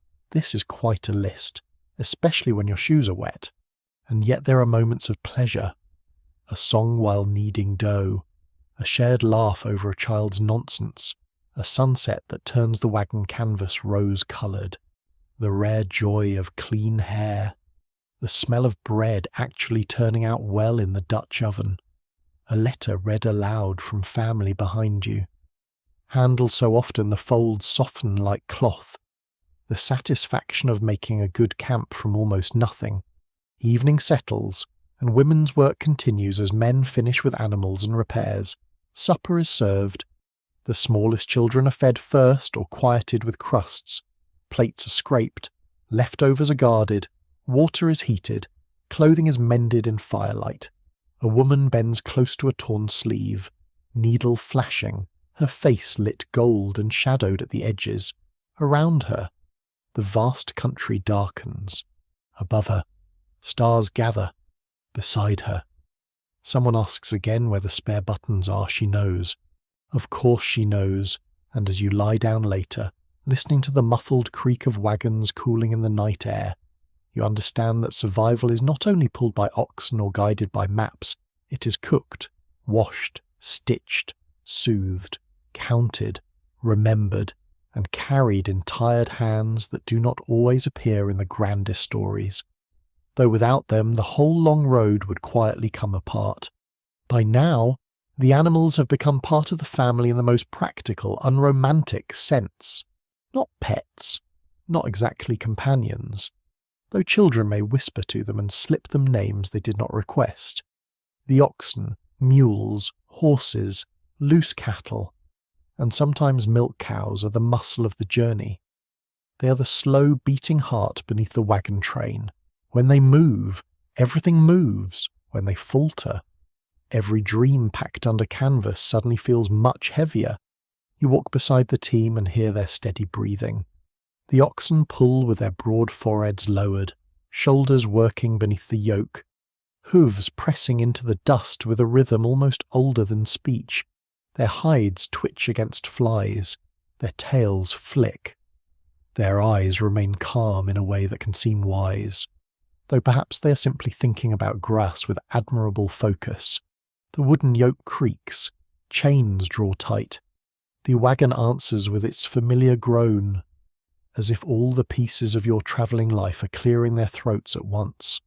A dependable piece of trail history is that many emigrant families preferred oxen because they were strong, steady, cheaper than horses, and able to graze on rough forage. Though they moved slowly and required careful handling, that slow pace, which may have tested every impatient soul in the company, was also part of their value. Oxen did not sprint into panic as easily as horses. They leaned, endured, and accepted the road with a patience that made human complaint look rather theatrical. Still, even oxen have limits. The load must be fair, their pace must be reasonable, grass must be found, water must be given. A poor campsite is not just uncomfortable for people, it means hungry animals, and hungry animals become weak animals, and weak animals become the sort of problem that no amount of brave talk can pull uphill. So each evening, after the wagons stop, men and older boys tend to the teams, unyoking, checking sore necks, rubbing places where wood has chafed hide, and watching for lameness. A raw spot can worsen quickly beneath a yoke. A stone lodged in a hoof can shorten the next day. A limping ox can trouble an entire wagon train. You learn to read the animals almost as you read the sky. Are they stepping evenly? Are they drinking well? Are they chewing? Do they resist the yoke more than usual? Do they hang their heads in heat? The answers matter. They shape the day. They shape the schedule. They shape whether a family must lighten the wagon, trade for another animal, or face the quiet terror of being unable to move. Men, too, begin to show strain in their own ways. The trail expects them to repair, drive, scout, guard, negotiate, lift, push, argue, decide, and somehow remain calm in front of their families. Some rise to it with patience. Some perform competence loudly enough that everyone hopes the wagon itself is not listening. A father who seemed steady at home may become irritable under dust, hunger, and fear. A quiet son may prove gifted with animals. An uncle who boasted through the first week may discover that the trail has a fine ear for nonsense. The work of driving a team looks simple only to someone not doing it. You guide the animals by voice, pressure, habit, and patience. Commands must be clear. The lead animal must respond. The driver walks beside the team, sometimes with a goad or whip used more for direction than punishment if he is wise. Good handling preserves strength. Bad handling wastes it. Shouting can startle animals. Cruelty can make them dangerous or dull. The best drivers seem to speak to oxen as if holding a slow conversation with weather. One odd little note from overland accounts is that oxen were often known by pairs of names, sometimes grand, sometimes comic, sometimes borrowed from politics or scripture. You might hear Buck and Bright, Duke and Dandy, Lion and Tom, or some unfortunate pair named after rival public men who now must cooperate under one yoke. Imagine two massive animals called Liberty and Constitution refusing to turn left. There is a joke in there somewhere, but the driver is too tired to appreciate it. The wagon itself demands constant attention. Wheels dry out in heat, iron tires loosen, axles complain, hubs need grease, wooden parts shrink, swell, crack, and shift. Every jolt works against the structure. Every rut tests old carpentry. The road is not just beneath the wagon, it is attacking the wagon. Patiently, all day long. When a wheel begins to wobble, the whole family feels it.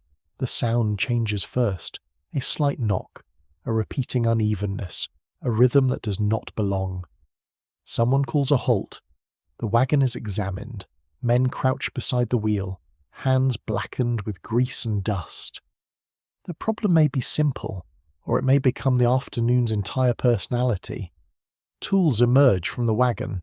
The same tools whose weight once felt annoying and now seem inspired. A wrench, hammer, auger, spare linchpin, rawhide, rope. Anything that can persuade wood and iron to continue their relationship. At times, repairs are improvised with remarkable creativity. Rawhide soaked and wrapped around a cracked part can shrink as it dries and hold things tight. A broken tongue can be replaced if timber is available. A loose tire may be heated and reset with help from someone who understands ironwork. Though such help is not always conveniently standing beside a creek, the frontier rewards skill, but it also rewards luck, and no family likes admitting how much it depends on the second. Those who study trail mechanics still debate how typical serious wagon breakdowns were compared with minor daily repairs, since dramatic failures appear vividly in memoirs while ordinary maintenance may pass with only a line or no mention at all. From where you stand in the dust, the distinction is less tidy. Maintenance is constant. Catastrophe is maintenance ignored, unlucky, or overtaken by terrain. The men push when the wheels sink. Everyone pushes. Really, when the trouble is bad enough. But the image of male strength becomes especially visible at mudholes, sandy washes, and steep pulls. Shoulders press against wood, boots slide, faces redden, oxen strain. Someone gives commands too quickly, someone else says to wait. The wagon lurches, sticks, rocks, then moves one painful foot. A cheer rises, small but sincere, as if the company has defeated a monster rather than a patch of unpleasant earth. Yet the cost appears later. Backs ache, hands blister, tempers fray. A man who lifted too hard now walks stiffly.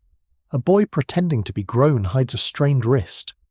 The trail punishes pride with efficiency. At night, by firelight. Men rub sore shoulders and say little. Their silence is not always strength. Sometimes it is worry with its hat pulled low. Animals can stray. And that may be one of the most maddening dangers. After a long day, loose stock graze near camp, bells tinkling in the dusk. Guards or herders watch them, but darkness, weather, wolves, poor attention, or simple animal curiosity can scatter them. A missing ox at dawn can stop a wagon before the day begins. People search through wet grass, calling, listening for bells, scanning low draws and creek beds. Every minute lost feels like distance stolen. Trading animals along the trail can be difficult. A strong team is valuable. A weak one may find few buyers unless desperation is involved. And desperation is rarely a generous marketplace. Some families bring extra animals as insurance. But extra animals require care too. A milk cow may provide food, but she must keep pace. A spare ox may save a wagon, but it also needs grass. The equation never ends, every solution eats. By late afternoon, you pass a wagon standing slightly apart while its owners struggle over a broken axle. The canvas has been pulled back. Boxes sit in the grass. A woman holds a child while watching the road move without them. 2 men from other wagons have stopped to help, and another is shaving wood with a draw knife. The family's possessions lie exposed to the sun, suddenly vulnerable, like thoughts spoken too loudly. The rest of the train slows, then halts. Nobody says it, but everyone feels it. This could be your wagon tomorrow. That evening, the repair holds. The delayed family rolls into camp after dusk, greeted with quiet relief. No grand speech is made. Someone shares hot coffee. Someone brings over bread. The tired men kneel beside the wheel one last time, touching the axle as if asking it politely not to betray them in the night. You lie down near the wagon and listen to the animals shifting beyond the firelight. An ox bell gives a soft, uneven note. Leather creaks. A mule stamps once. Somewhere a man coughs, then settles. The wagon beside you gives tiny cooling ticks in the dark. The road ahead will keep testing muscle, wood, iron, hide, patience, and pride. But for now, the animals are fed, the wheels are still attached, and the men who spent the day pretending not to be afraid can finally close their eyes. The whole train sleeps inside that fragile agreement. Night changes the wagon train. By day, it is a long, dusty creature stretched across the prairie, all wheels, hooves, voices, and sun glare. By evening, it folds inward, wagons draw closer, fires appear, animals are brought in, checked, counted, and turned toward grass where they can still be watched. The whole company exhales, not peacefully exactly, but with the deep tiredness of people who have earned the right to sit down and are not entirely sure their knees will cooperate. You help guide your wagon into camp, the wheels bumping over uneven ground toward the chosen place. Some nights the wagons form a loose circle or oval, especially when the ground allows it. Though it is not always the perfect fortress shape shown in tidy illustrations, real circles depend on slopes, streams, brush, mud, lateness, and the mood of the animals, who rarely care about visual composition. Still, the arrangement gives the camp a centre. It creates a little pocket of human order beneath the enormous sky. One accepted point in trail history is that wagon companies commonly organise night watches to guard animals, watch for trouble, and keep fires or camp routines under control. The animals are often the main concern. A lost team can end a family's journey more quickly than almost anything. So the watch matters. It is not romantic. It is cold, dull, and full of noises that may be wolves, wind, or your imagination wearing boots. At first, camp is all motion. Oxen are unyoked and rubbed down, harnesses checked, ropes are coiled, water is hauled, Fires are started with chips, twigs, brush, or whatever fuel the land offers without laughing too hard. Bedding comes down from the wagon. The cooking things emerge, the familiar kettle, that sturdy little hero of unglamorous survival, swings over the fire. Smoke lifts in ribbons and then, as usual, changes direction so it can visit your face personally. Children, freed from the march, briefly become wild birds. They run between wagons, call to friends, chase shadows, and invent urgent games involving sticks, stones, and rules no adult understands. Then hunger catches them. They drift back toward the fires, faces dirty, eyes bright, ready to become tragic if supper is not immediate. A small child leans against your skirt or trouser leg and announces starvation with the sincerity of someone who ate 3 hours ago. The meal is prepared with the same weary choreography you now know well. Beans are warmed, dough is fried or baked. Bacon, if allowed. Perfumes the whole camp with salty promise. Coffee blackens in the pot. Tin plates appear. Spoons scrape against iron. People sit on boxes, folded blankets, wagon tongues, or the ground. A dog circles with shameless optimism. Someone tells it to go away. The dog hears this as a negotiation. After supper, camp becomes a social world. News travels faster than the wagons. One family heard from a passing rider that grass is poor ahead.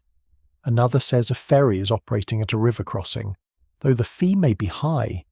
Someone reports a broken wagon 2 miles back.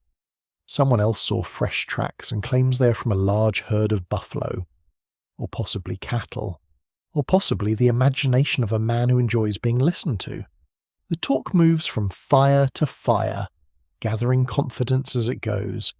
A curious detail from some overland companies is that evening entertainment could include hymn singing, fiddle tunes, storytelling, dancing on packed earth, or mock trials for camp offences, depending on the group's mood and fatigue. Picture, if you can, a pretend courtroom beside a smoky fire where the accused has borrowed a frying pan without returning it, and the jury consists of people who have not slept well in 6 weeks. Justice may be swift.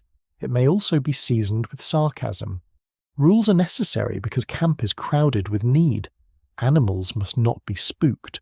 Fires must be watched. Guns must be handled carefully. Children must stay away from wheels, rivers, and strangers' tempers. People must not let their stock trample another family's supplies. Borrowed tools should return home before they become the subject of public discussion. In a wagon train, community is not a sentimental idea, it is a practical machine, and every careless act drops sand into its gears. Accounts of camp life leave room for disagreement among researchers about how orderly these travelling communities really were from night to night. Some diaries describe cooperation, prayer, shared labour, and mutual aid.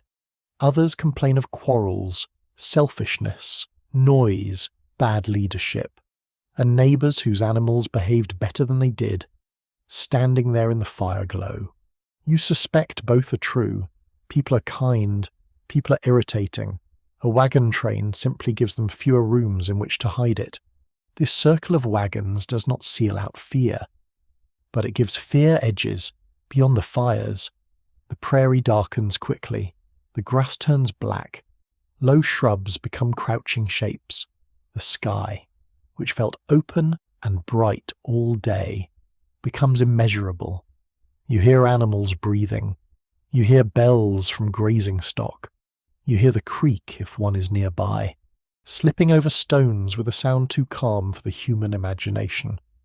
Coyotes call in the distance, their voices thin and rising, and every conversation pauses for half a breath. Then someone laughs, because laughter is how people remind the dark that it has not won yet. Night watch begins after the camp settles. Men usually take turns, though older boys may help, and in some circumstances anyone capable may be called into service. The watcher walks the edge of camp or sits where animals can be seen. A rifle may rest nearby, but most hours are spent listening, stamping cold feet, fighting sleep, and trying not to interpret every rustle as an event. The stars wheel overhead. Dew gathers on sleeves. The smell of smoke fades into damp grass and animal hide. Inside the wagons and bedrolls, families arrange themselves for sleep. Privacy is thin. Canvas muffles little. You hear whispers, coughing, babies nursing, blankets being shaken, someone turning over with a groan that contains the whole day. A married couple speaks quietly about supplies. An older child asks whether tomorrow will be hard. The answer is gentle and useless. Tomorrow will be tomorrow. That is all anyone can promise. Some families pray before sleep. A hymn rises softly from one fire. Then another voice joins. The words are familiar, carried from homes that now sit far behind. Faith, like coffee, is brewed stronger on difficult mornings and lonely nights. Not everyone believes in the same way. Not everyone says so aloud. But in the dark, even doubt may listen politely. The campfire changes as it burns down. Flames become coals. Coals become pulsing red eyes beneath ash. The Dutch oven is cleaned and set aside. The coffee pot cools. The children finally sleep. One hand still curled around a pebble, a rag doll, or a crust saved for no sensible reason. The adults sit a little longer, too tired to stand and too wired to sleep. The day has stopped, but worry has not. You look at the wagons around you. Each pale cover glows faintly in moonlight.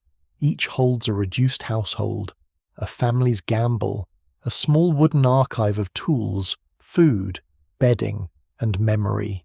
Earlier, the train felt like movement.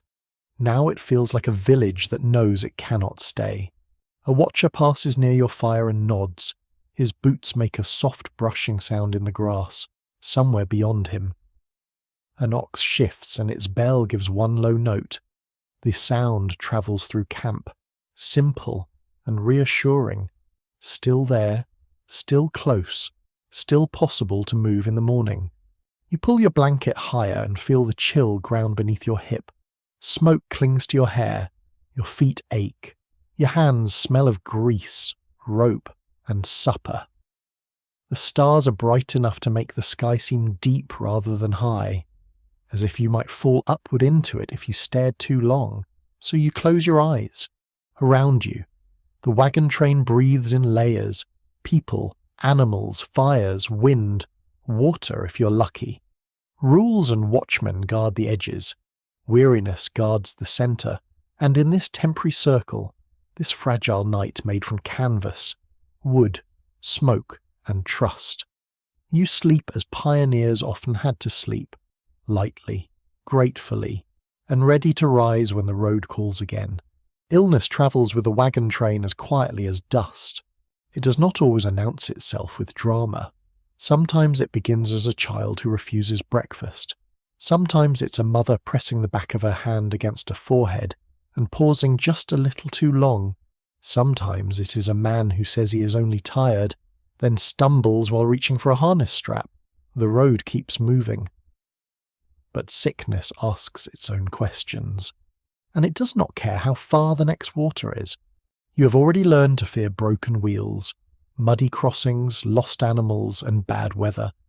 Now you learn to fear the small changes in a human face, eyes too bright, lips too dry, skin too hot under your palm, a cough that deepens overnight, a stomach pain that makes someone curl around themselves in the blanket. Out here, the body becomes another fragile vehicle, and there is no easy repair shop waiting over the next rise. Very inconsiderate of the 19th century.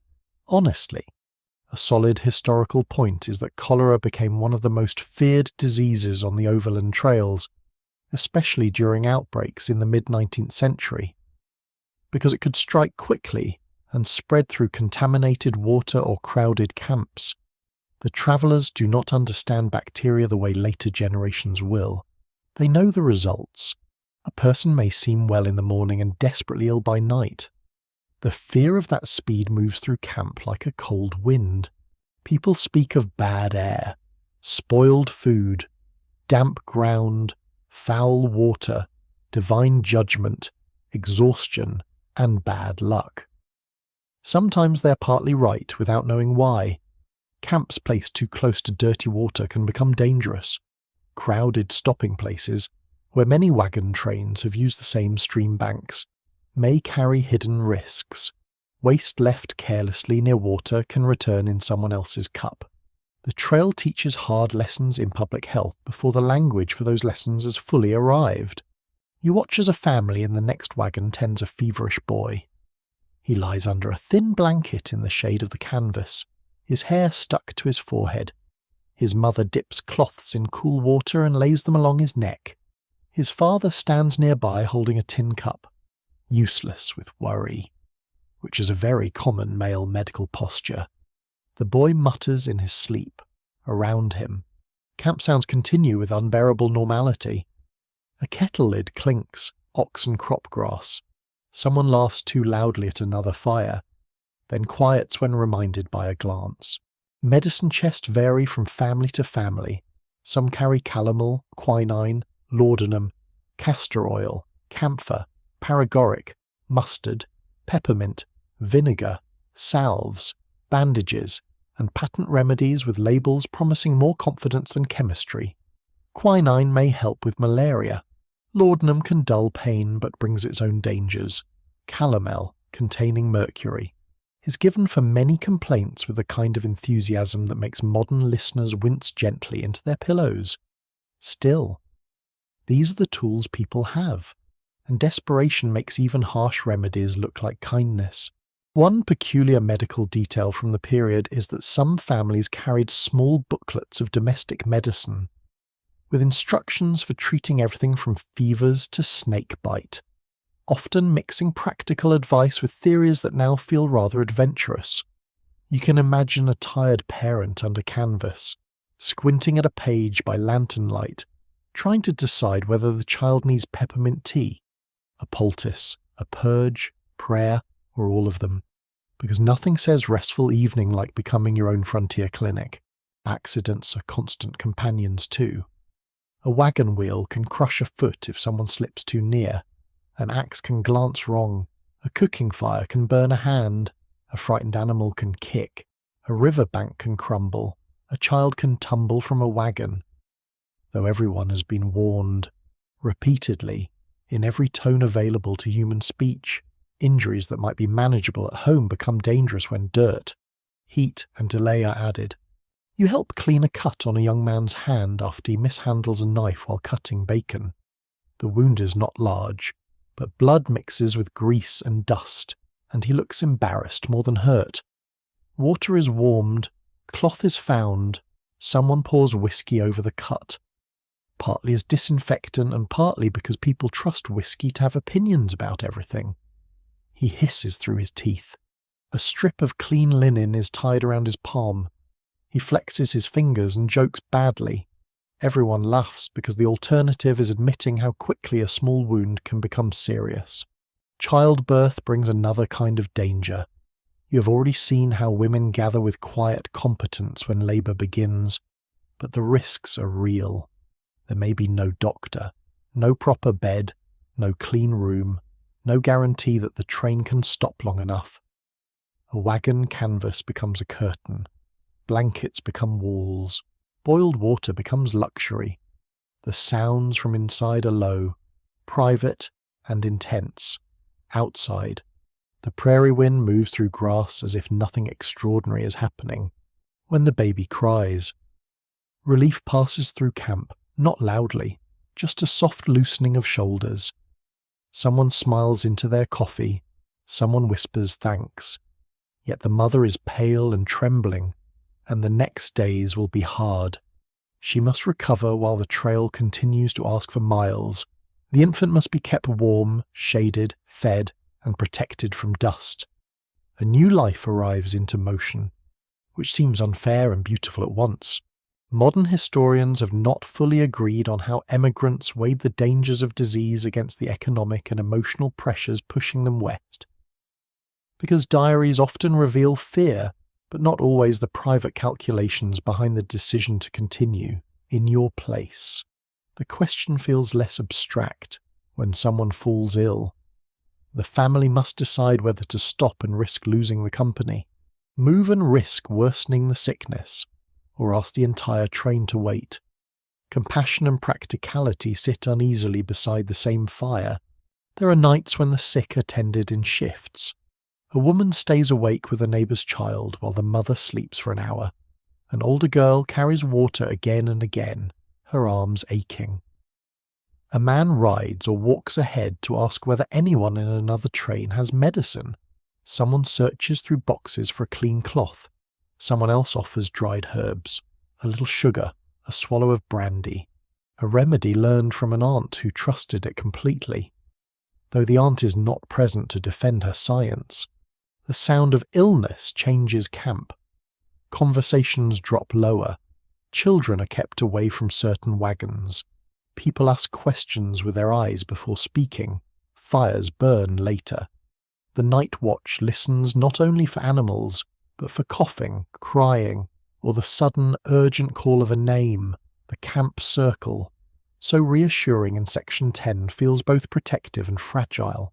Human bodies lie close together beneath canvas and blankets, each one warm, breathing, vulnerable. And sometimes the trail takes someone. There is no need to linger harshly over it. Bedtime history may tell the truth without dragging you through every sorrow. A grave is dug when the ground allows. Prayers are spoken, a name is written if there is wood enough for a marker, stone enough to hold it, or time enough to carve. Families grieve quickly because the wagons cannot remain forever. The road asks them to stand, repack, yoke the animals, and move. That may be the cruelest thing about it. Not that death happens, for death has always happened, but that the wheels must turn afterward. Yet illness also reveals the tenderness of the travelling world. Food is shared with a household too tired to cook. Children are watched. Animals are tended by neighbours. A woman who has lost sleep beside her own baby sits with another family's fevered daughter. The captain delays departure by an hour without making a speech of it. A cup of broth appears, a clean rag, a hand on a shoulder. Small mercies move quietly through camp, not grand enough for monuments, but strong enough to keep people human. By dawn, the boy with the fever is sleeping more easily. His breathing has slowed. His mother steps outside the wagon with hollow eyes and receives a cup of coffee from a neighbour without speaking. Steam rises between her hands. The camp begins to wake around her. Blankets shake, oxen low, wheels wait. You look at the pale road ahead and understand that survival is never only about strength. Sometimes it is about care. Sometimes it is about boiled water, clean cloth, shared coffee, and the willingness to sit beside someone through the long hours when the prairie is dark and the body is uncertain. Then the train begins again, softer than usual, as if even the wheels know to speak gently. The river waits across the morning like a question nobody can answer by staring at it. You hear it before you reach the bank, not the sweet little talking sound of the creek from that kinder evening, but a wider murmur, a restless sliding, a low voice moving over sandbars and hidden stones. The wagons slow. People stop talking. Even the children seem to sense that this is not a place for games. Though one small boy still tries to throw a pebble and is stopped by a look sharp enough to cut twine. The water spreads before you, brown and shining under the sun. It looks shallow in places, darker in others, smooth here, broken there by ripples that may mean current, depth, or trouble wearing a pretty face. The opposite bank appears close enough to tempt confidence and far enough to punish it. Cottonwoods lean over the water, mud shines at the edges, flies gather in the damp heat. The smell is green, silty and faintly rotten like wet leaves and stirred earth. River crossings were among the most serious obstacles on the overland trails, especially because wagons, animals, and supplies all had to be moved safely, and conditions could change with weather, season, and local geography. A crossing that was manageable for one train might become dangerous for another after rain upstream. A ford that looked simple could hide quicksand, holes, or a current strong enough to pull at wheels and legs. So no one rushes, at least not at first. The captain studies the banks. Men walk along the edge, testing ground with poles. Older boys are sent to look for a better ford, though not too far, because sending boys out to solve geography can become its own problem. Women stand near the wagons, holding children back, watching faces, reading the mood. The animals smell the water and shift eagerly, which is inconvenient because thirst has never been famous for caution. The first task is deciding how to cross. If the water is low, the wagons may be driven through, wheels grinding over riverbed, oxen leaning into the current. If it is deep, the wagon beds may need to be raised, loads lightened, or the wagons floated. Sometimes ferries exist, operated by settlers, traders, military posts, or enterprising souls who understand that a river plus desperation equals business. But ferries cost money, and not every crossing offers one. Out here, convenience is usually somewhere else. You watch as several men wade into the river, trousers rolled high, poles in hand, their feet vanish in brown water. They move slowly, feeling each step. The current presses against their knees, then thighs. One man stumbles and recovers, trying to look as if he intended the movement. No one is fooled. He laughs too loudly, then grows quiet again. The river has made its point. A little known but fascinating practice was to caulk wagon boxes and use them like awkward boats when water ran too deep for easy fording. Families might remove wheels or raise supplies, seal cracks with tar, grease, or whatever material they trusted, and float the wagon body across while animals swam or were guided beside it. This sounds clever, because it was. It also sounds peaceful only if you have never watched your pantry drift into a current, while your children stand on the bank asking whether the flower can swim. Today, the crossing will require work. The water is not high enough to demand a full ferry, but it is too uncertain for careless driving. The wagons must be prepared. Heavy goods are shifted higher, bedding is wrapped, flour sacks are protected as well as possible. Tools are tied down, the familiar kettle, veteran of so many smoky evenings, is wedged securely where it cannot tumble into the river and begin a new life as a fish hotel. The children are given strict instructions. Stay back, hold hands, do not run, do not step near the bank, do not ask whether you can ride the ox, do not ask again. Their faces become solemn under the weight of so many rules, which will last perhaps 3 minutes. Older children help carry smaller bundles away from the water's edge. One girl holds the rag doll with the one button eye high against her chest, as if saving a person. In a way, she is. There is a debate among trail historians about whether emigrant memoirs exaggerated the drama of crossings because rivers made such memorable stories, or whether the danger was simply as common as the accounts suggest. Standing beside this muddy water, with your mouth dry and your hands smelling of a rope, you do not need the final answer. The fear is real enough, even if most wagons cross safely. Each family must watch its own little world enter the river. The first wagon goes in. The oxen step down the bank, hooves sliding in mud. Their driver speaks low and steady, voice carrying over the water. The front wheels dip, then the rear. The wagon tilts, rights itself, and moves slowly forward. Water curls around the hubs, mud sucks at the rims. The oxen strain, shoulders darkening with spray. The current presses against the wagon side, testing every joint, every rope. Every anxious decision made since dawn, everyone watches. No one pretends not to. Halfway across. The lead ox hesitates. The driver calls. Another man wades beside the team, slapping the water with his hand to urge them forward, for one breath. The wagon seems to pause in the middle of the river, suspended between ruin and relief. Then the team leans again. The wheels turn. The wagon lurches through a deeper channel, water splashing high, then climbs toward the far bank. Men cheer softly when it reaches firm ground. Not loudly enough to spook the next team, but with all the feeling of people who have just watched hope keep its balance. Then comes another wagon, and another. Your turn approaches too quickly. That is how dreaded things behave. For an hour they are ahead, then suddenly they are yours. You climb down and walk near the bank while others make final checks. Your stomach feels tight. You can smell wet animal hide, mud, tar, sweat, and fear. Someone hands you a bundle to carry across separately if needed. Someone else tightens the tailgate. The oxen lower their heads and breathe heavily, their flanks twitching. They do not understand family ambition, national expansion, agricultural opportunity, or any of the grand phrases that may someday be used to explain this journey. They understand the bank, the yoke, the voice, the water. The wagon enters. Cold splashes over your legs as you wade beside it, gripping a rope.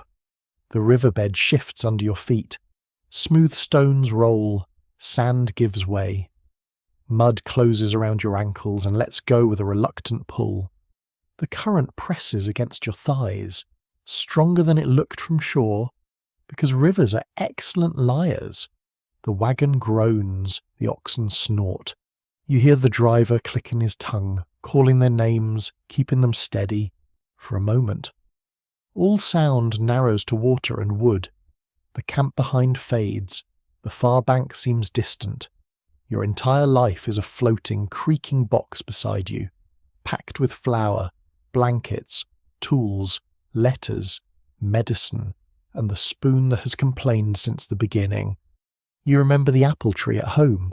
You remember the first night's fire. You remember the children collecting pebbles, the women stitching in firelight, the men rubbing sore shoulders, the boy with fever breathing easier at dawn. All of it is here, balanced above brown water. Then the wheels strike firmer ground. The oxen pull hard. The wagon climbs, slipping once, twice, then rising. Hands grab the sideboards. Men shout encouragement. You stumble onto the far bank with water streaming from your clothes and your heart beating in your throat. The wagon stands dripping, but whole, across the river. The rest of the train still waits. More families must cross. More fear must take its turn, but for your wagon, this particular river has been survived. That evening, camp is quieter than usual. Wet things hang from ropes and wagon bows. Fires burn low and smoky. People speak softly, as if the river might hear boasting and change its mind. Supper tastes of damp flour and relief. The animals crop grass with calm indifference, already over the whole event, which is frankly rude but also admirable. You lie beneath your blanket and hear the river beyond the dark, still moving, still asking its question of those behind you. Its voice blends with the night wind and the soft bells of grazing stock. Tomorrow the road continues, but tonight you sleep on the far bank, after the river. The trail feels wider for a while, as if the crossing has shaken something loose in everyone. The wagons move on with damp canvas, stiff clothes, and a new respect for brown water that pretends to be merely scenic. The road rises through open grass, and behind you the river keeps talking to itself, still sliding past banks where other families wait for their turn. You do not look back for long. Looking back has become a luxury. The wagon wheels find the ruts again. The oxen settle into their patient pull, and the whole train returns to that familiar music of creak, clink, breath, step. Yet the land ahead is not empty, and it never has been. That truth enters gradually. A distant rider appears on a low rise, still as a dark mark against the sky. A cluster of lodges stands near a stream, smoke lifting cleanly in the morning air. A trader's cart rolls from the opposite direction. A military courier passes with news nobody fully trusts. A missionary family travels eastward, their wagon lighter, their faces weathered in a way that makes the children stare. The road is not a private hallway leading only to your future. It is a meeting ground, and every encounter carries its own history. A grounded fact of the overland trails is that emigrants frequently crossed lands long inhabited and used by native nations, including peoples such as the Pawnee, Lakota, Cheyenne, Arapaho, Shoshone, Nez Perce, and many others depending on the route. Migrants also met traders, guides, soldiers, missionaries, ferrymen, and other travellers moving in several directions. The trail was not a single story. It was a braid of old homelands, new ambitions, trade networks, military presence, diplomacy, misunderstanding, and pressure. You feel this most clearly when the wagon train passes near a native camp. The captain slows the line. People grow alert, not always hostile, not always afraid, but alert in the way people become when they know their manners may matter. Dogs bark from the camp. Children stand watching children. Women work near lodges, moving with practiced ease. Men on horseback observe the wagons with faces you cannot read from this distance. The emigrants stare too, though some pretend they are not staring, which fools no one and improves nothing. There may be trade. A few men from the wagon train approach carefully with tobacco, cloth, coffee, flour, or small goods. They hope to exchange for fresh meat, moccasins, information, or safe passage through a region whose streams and grasses are known far better by those already living there. The conversation moves through gestures, a few shared words, perhaps an interpreter if one is available, perhaps someone who believes he knows enough words and is dangerously proud of the fact. Horses shift, children whisper. The air holds both curiosity and caution. You notice the goods laid out between worlds, a plug of tobacco, a bright strip of cloth, dried meat, beaded work, a tin cup, a knife, a handful of coffee beans, practical things, but never merely practical. Every object carries need and meaning. For the emigrants, a pair of moccasins may mean relief for torn feet. For the native trader, cloth or metal goods may join a much older pattern of exchange, adaptation, and choice. Trade is not friendship by itself, but it is contact shaped into something usable. One unusual trail detail is that some emigrants wrote with surprise about buying or receiving moccasins after their boots wore out, then discovering that soft footwear suited long walking far better than stiff shoes, at least until rough ground and wet weather had their say. Imagine someone who left home in proper leather boots, full of civilization and blisters, quietly admitting that another people's footwear might be superior. The trail has many ways of humbling fashion. Misunderstanding is everywhere. Some emigrants carry fearful stories heard before departure, tales sharpened by newspapers, politics, and rumour. Some native people see the wagons not as harmless families, but as part of a growing flood that cuts grass, uses timber, spreads disease, disturbs game, and signals future loss. A single wagon may contain tired children and anxious parents. 1,000 wagons become something else entirely. Scale changes meaning. Historical interpretation remains divided over how to balance individual emigrant experiences of vulnerability with the broader reality that overland migration contributed to native dispossession and expanding United States power. From inside the wagon train, you may feel small, exposed, even frightened. From the viewpoint of people whose homelands you cross, the wagons are not small at all. They are wheels in a much larger machine, even when driven by families who mostly think about supper, water, and sore feet. The soldiers you meet complicate the picture further. At a fort, the wagons pause among low buildings, corrals, supply sheds, and flags snapping in the wind. The place smells of animals, dust, smoke, leather, and stored goods. Soldiers in worn uniforms move through the yard. Traders bargain. Emigrants ask questions. News collect here like driftwood. Which roads are safe? Is grass good ahead? Has sickness struck the next valley? Are ferries operating?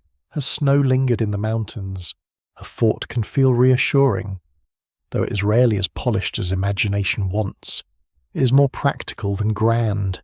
You may buy flour at painful price, replace a broken tool, post a letter, hear a sermon, hire a guide, or learn that the advice you received last week was impressively wrong. People stand in little knots, trading rumours with the seriousness of diplomats and the accuracy of weather vanes. Missionaries pass through this world too, some moving west, some returning east, some established at stations along routes or near native communities. They bring Bibles, books, agricultural ideas, cultural assumptions, and complicated legacies. An emigrant may see them as moral companions. A native family may see them as guests, teachers, intruders, allies, or threats depending on time, place, and experience. Nothing is simple, though people are very fond of making simple speeches. You meet other migrant trains as well.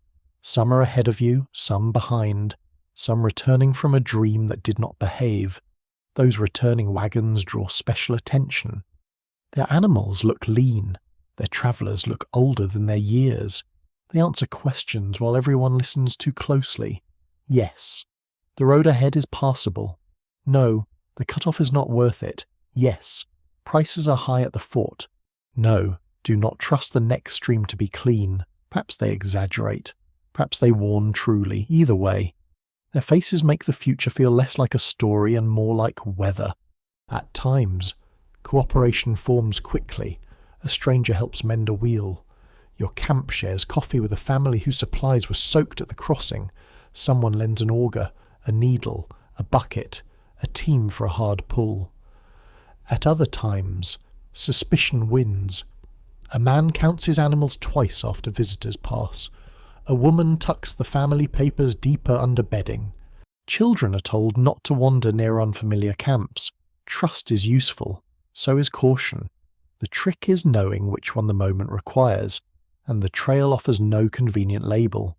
There are tense encounters too, sometimes born from theft, sometimes from fear, sometimes from hunger, sometimes from the simple fact that too many people and animals are pressing through contested landscapes. An ox disappears and blame leaps faster than evidence. A horse is found miles away and tempers cool, somewhat awkwardly.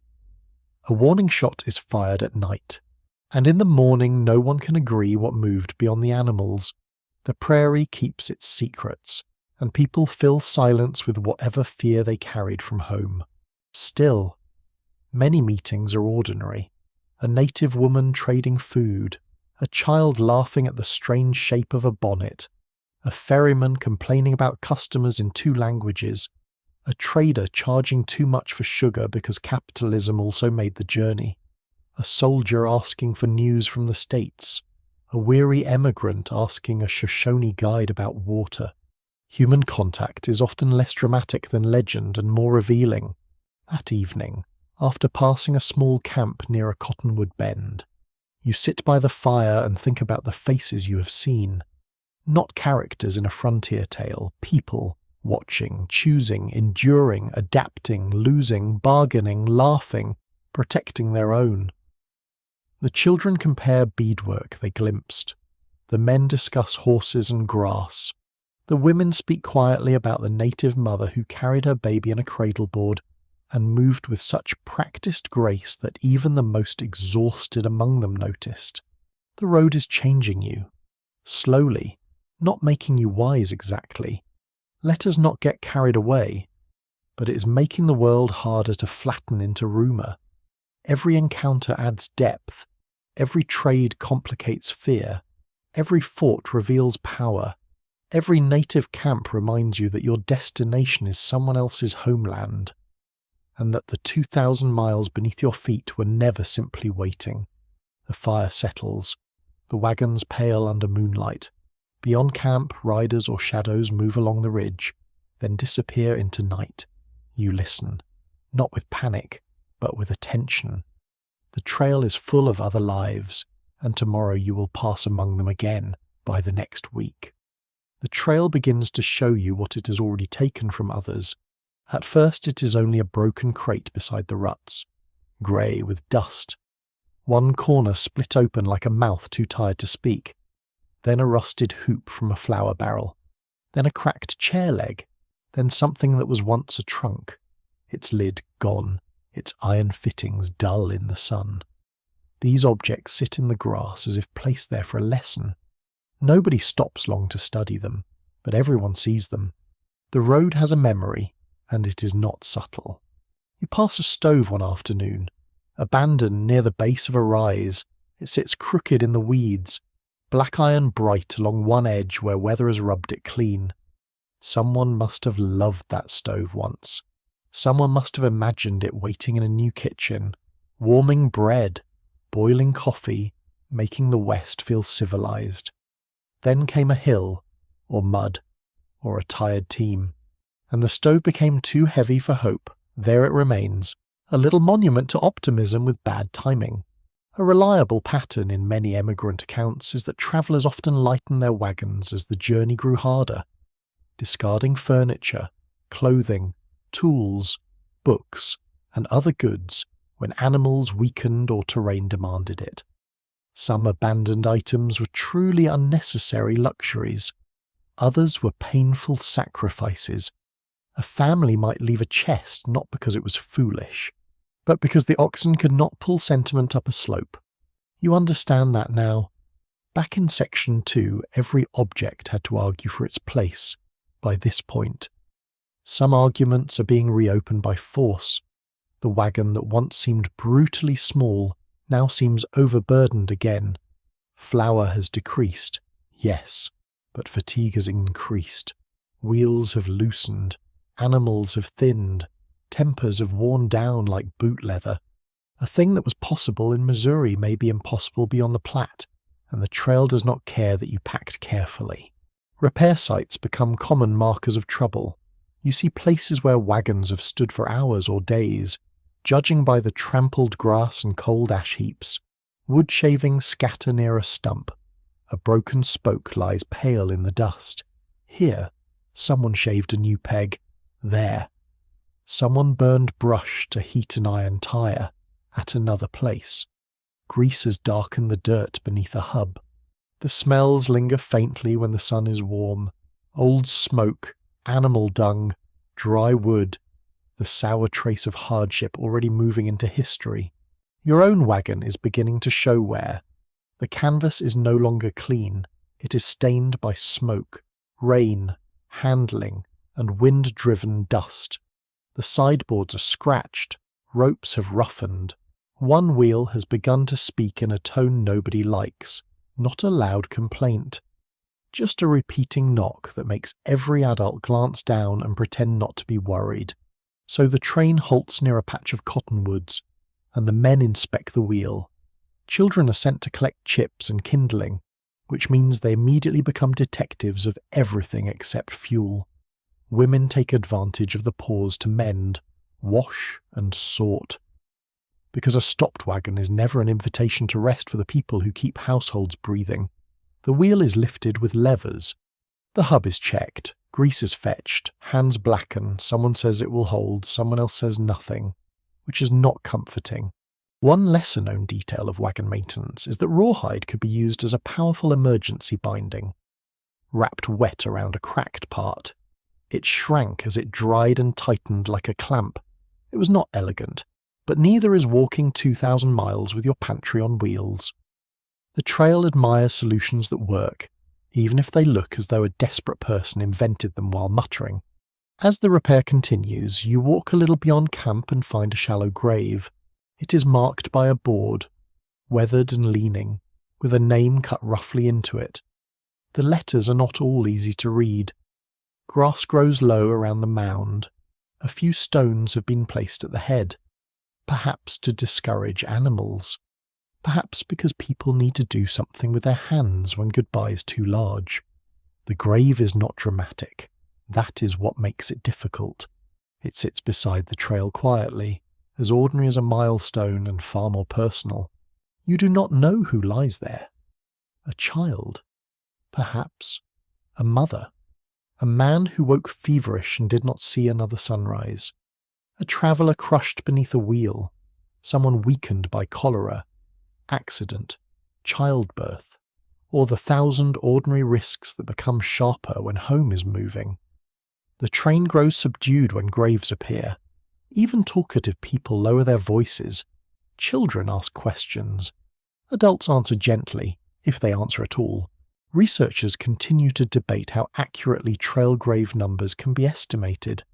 Since markers vanished, records were incomplete, and later memory sometimes folded many losses into a single sorrowful image. But you do not need a final number to feel the meaning of this one mound. The trail is not only a route of movement, it is a place where some journeys ended, sometimes with barely enough time for prayer before the wagons rolled on. There are stories of families burying loved ones directly in the roadbed so that passing wheels would hide the grave from animals or disturbance. Whether every version is true or not, the idea carries a terrible practicality. Even grief had to think about wolves, weather, and time. Imagine that. The last act of love made under pressure. While oxen wait in their yokes and the company watches the light fade, by evening, your wheel has been repaired well enough, which is the trail version of reassurance. The abandoned objects nearby seem different now. That stove, that trunk, that broken chair leg, those pale barrel staves are not just clutter. They are decisions made in exhaustion. They are a record of families learning the same hard lesson in different places. Home is not whatever you brought. Home is what you managed to keep alive. Still, people do keep strange things. A woman who gave up a trunk may keep a porcelain cup wrapped in a stocking. A man who abandoned spare clothing may protect a fiddle. A child may hide pebbles, feathers, and that bit of blue glass from Section 7 despite all laws of reasonable packing. Survival is not pure efficiency. If it were, people would be simpler and much less interesting. The trail strips life down, but it does not remove the human need for beauty, memory, and small foolish comforts. The next morning, you pass another abandoned wagon, burned partly for salvage or left after failure. Its wheels are gone. The bed rests on the ground, canvas torn loose and flapping in the wind. It looks like the skeleton of an animal picked clean. The children stare. The adults do not tell them not to. Some warnings do their work better in silence. Then, farther on, you see a marker carved with a date from only weeks before. Fresh enough that the wood is not greyed, fresh enough that flowers, dry now, still lie near the stones. The wagon train slows without being ordered. A woman crosses herself. Someone murmurs a psalm. The oxen keep walking. Because animals do not understand memorials, or perhaps they understand them better than we think, and simply know the road continues.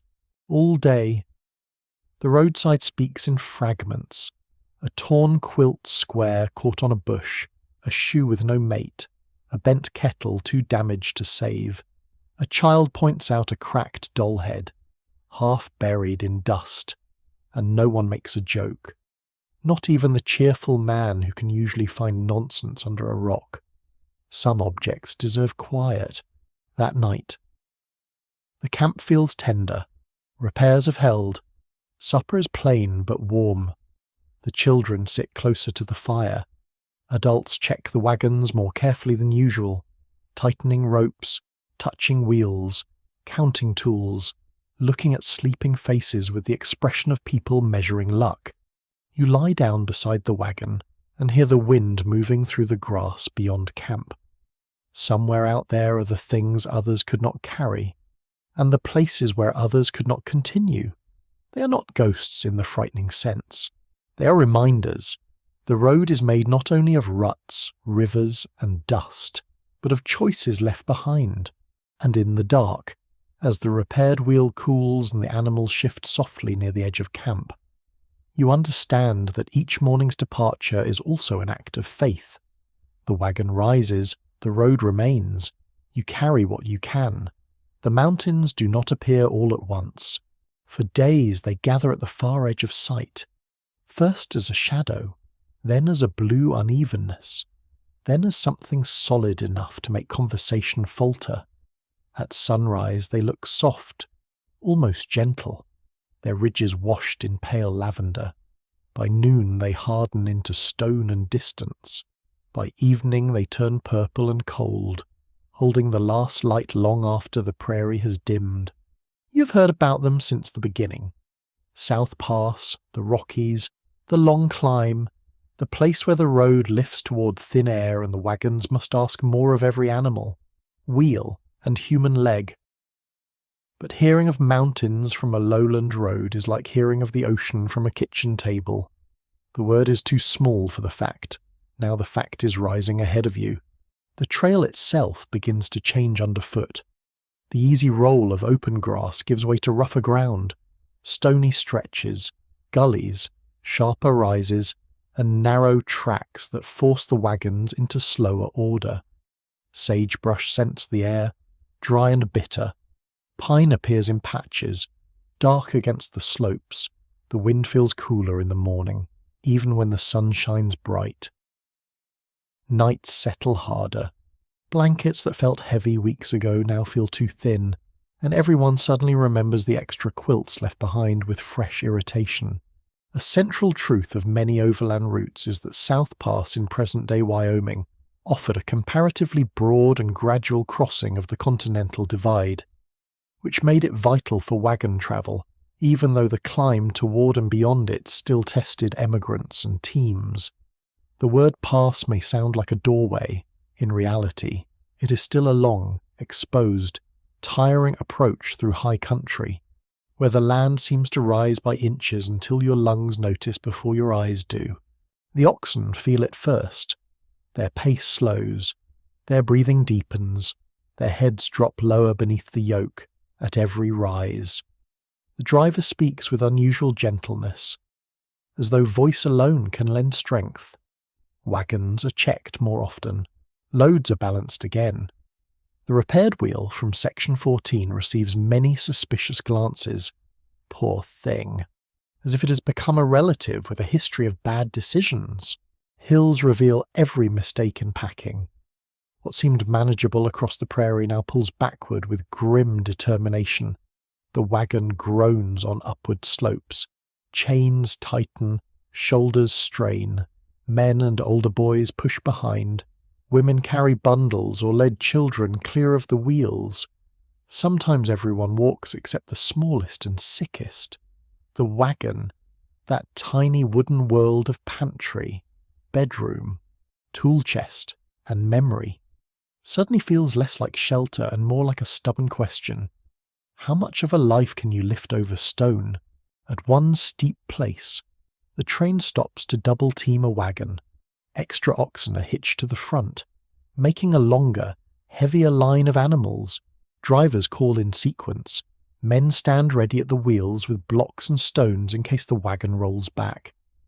The air is thin enough that shouting seems to vanish quickly. The animals lean forward, hooves scraping, muscles bunching beneath dusty hides. The wagon jerks, pauses, then creeps upward. You push until your palms burn against the rough wood. Dust fills your nose, your breath comes short. The slope seems to stretch like a bad joke. Then, with one final lurch, the wagon reaches flatter ground. People step away, bent over, laughing in that breathless way that is partly triumph and partly the body asking why anyone thought this was acceptable recreation. One lesser-told detail from mountain travel is that emigrants sometimes locked wheels, dragged trees, or used ropes to control wagons on steep descents. Going down could be as frightening as climbing up. A wagon that runs too fast can overtake the team, swing sideways, or break apart. Gravity, it turns out, has no respect for family migration. It is not impressed by courage, maps, or anyone's carefully wrapped porcelain cup. So downhill travel becomes a slow ritual of caution. Wheels may be chained or rough-locked so they skid rather than roll freely.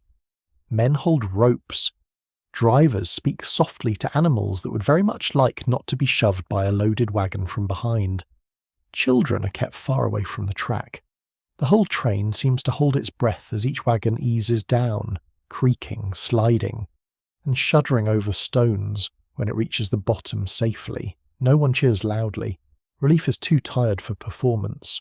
Those who study the trail continue to question how different groups experience the mountain crossing, because some diarists portrayed South Pass as almost anticlimactic, while others emphasized exhaustion, weather, and the long strain of reaching it. From your place among the wagons, both impressions make sense. The divide itself may not be a dramatic knife edge of rock, yet the approach, the cold, the thin air, the worn animals, and the fear of lateness make the mountains feel enormous. Sometimes difficulty is not one cliff. Sometimes it is 1,000 small climbs. Weather changes quickly here. Morning sun can become afternoon sleet. Clouds roll over ridges with startling speed. Rain turns tracks slick. Hail rattles on canvas like thrown gravel. A gust of cold wind slips under coats and shawls and finds the sweat on your back. The children huddle near the wagon, their faces red with wind. The baby's wrapped tighter. Someone curses the missing quilt again. And honestly, the quilt deserves to haunt every decision-maker involved. When camp is made in mountain country, the sounds are different. Wind moves through pine needles with a soft rushing sigh. Streams run colder and faster over stones. The fire smells of real wood now, sharp and resinous. A pleasant change after so many evenings of gathering whatever fuel the plains would spare. Smoke climbs straight upward when the air is still, then twists suddenly when the wind shifts down a ravine. You warm your hands near the flames and listen to axes chopping deadfall. The sound rings clean in the cold air. Supper cooks slowly because everyone is tired and the fire needs tending. Beans again. Of course, Beans may be the most loyal member of the wagon train. Bread bakes unevenly, scorched on one side and doughy on the other. A culinary compromise with altitude, fatigue, and poor attention. You eat it anyway, because perfection stayed back with the parlour stove. The mountains also bring beauty so sharp it almost hurts. Snow lingers in shaded gullies even when summer grass grows below. High ridges glow at sunset. The sky looks darker, nearer, clearer. At night the stars seem freshly washed, and the Milky Way stretches above the wagons like a pale river no ferry can cross. For a few minutes, even the most exhausted travellers fall silent. Hard country can still be beautiful. That is one of its more unfair habits. You notice how the company tightens. People help more quickly. A stuck wagon delays everyone. A lame ox endangers more than one household. The mountain road makes private struggle public. The woman who shared coffee during fever now receives help carrying water up a rocky bank. The man with a repaired axle lends a rope. Children gather kindling in teams. The captain consults those who have scouted ahead before choosing camp. Less boasting now, more watching. The land has a way of lowering voices. One afternoon, after a long gradual climb, the wagons reach a broad high place where the road seems to pause between watersheds. There is no trumpet, no sign saying that a great divide has been crossed, just wind, grass, stone, tired animals, and people blinking into distance. Yet something has changed. Water will now run toward another ocean. The thought feels too large for the quiet scene. You stand there with dust on your skirt or trousers, smoke in your hair, and sore feet inside failing shoes, and you realize the continent has tilted beneath you. No one says it beautifully. Someone asks about grass. Someone wants to know where camp will be. Someone has lost a glove. A child asks whether this means you're almost there. And several adults make a sound that is not quite laughter. You are not almost there, but you have crossed a threshold. That evening, as the wind combs through the pines and the wagons rest in a shallow hollow, You lie under your blanket and feel the cold ground through your bedding. The oxen shift nearby, bells giving soft notes in the dark. The mountains surround the camp without malice, yet without sympathy. They have permitted passage, not promised comfort. Tomorrow there will be more slopes, more stones, more cautious descents, more breathless climbs. But tonight, the high air is clear, the stars are steady, and the wagons have not broken. The road has risen, and you have risen with it, beyond the high country. The road opens into a harsher brightness. At first, it is only a change in colour. The greens grow thinner, the grass lies low and brittle against the earth, sage spreads in grey clumps, giving off a dry, bitter scent when crushed underfoot. The streams run farther apart. The sky seems larger again, but not like the generous prairie sky of earlier weeks. This sky is white with glare by noon, sharp at the edges, and it watches you with the blank expression of something that has never cared whether anyone had enough water. The wagons roll on, but more slowly now. Wheels grind over sand, gravel, and crusted flats. Dust rises in pale curtains, coating faces, eyelashes, tongues, food, blankets, the canvas cover, the coffee pot, and, with impressive commitment, the inside of every thought. You breathe through a cloth when the dust grows thick. It helps a little, not enough to feel clever. This is the country where supplies begin to speak louder than hope. You count flour and bacon and beans with a new seriousness. Back when food was merely heavy, it seemed almost too abundant. Now each remaining sack looks smaller than it ought to. The pork is saltier because there is less water to soften its tyranny. The coffee is guarded. The sugar, if any remains, has become a ceremonial substance, brought out with the caution of a royal jewel. Dried fruit is nearly gone, and the children know it, even if they are told nothing. Children can detect scarcity through canvas, closed lids, and adult silence. It is one of their less convenient talents. A practical feature of Western routes is that emigrants often face stretches where grass, wood, and reliable water were scarce, especially on cut-offs, desert margins, and late-season crossings. The danger was not always one dramatic empty wasteland. Sometimes it came as a sequence of poor camps, bitter water, exhausted animals, and days when the next good place always seemed just beyond the next rise. The trail did not need to destroy a wagon in a single blow. It could simply ask too much, again and again. The oxen suffer visibly. Their ribs show more sharply. Their hides are dusty and rough. They lower their heads and pull with a tired patience that feels almost noble, though nobility is probably not their main concern. At each stop, they search for grass, but the grazing is sparse. They nose among sage and dry stems, tearing at whatever they can find. The sound of their chewing is slower now. The bells at their necks seem softer, as if even metal has grown thirsty, when water is found. The camp moves carefully. No one lets animals rush in uncontrolled if the bank is poor or the water questionable. Buckets are filled, kegs are topped.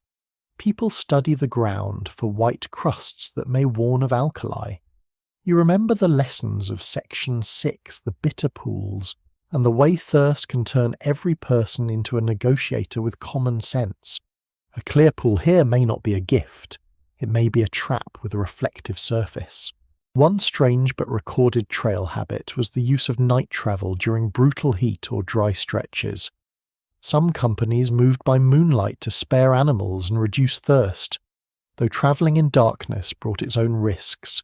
Ruts vanish, rocks hide, children stumble half asleep, wagons creak like ghosts, the oxen move through silver dust under stars, and everyone becomes quiet because the night is too wide for ordinary talk. It is beautiful. Yes, it is also a terrible time to discover a wheel rut by falling into it. On one such night, you walk with a hand on the wagon side, feeling the rough wood guide you forward. The canvas above glows faintly in moonlight. Ahead, the line of wagons stretches as pale shapes, each one rocking through darkness. The air is cooler, but your mouth is still dry. The dust tastes chalky. Somewhere a child cries from sheer tiredness, then falls silent against a parent's shoulder.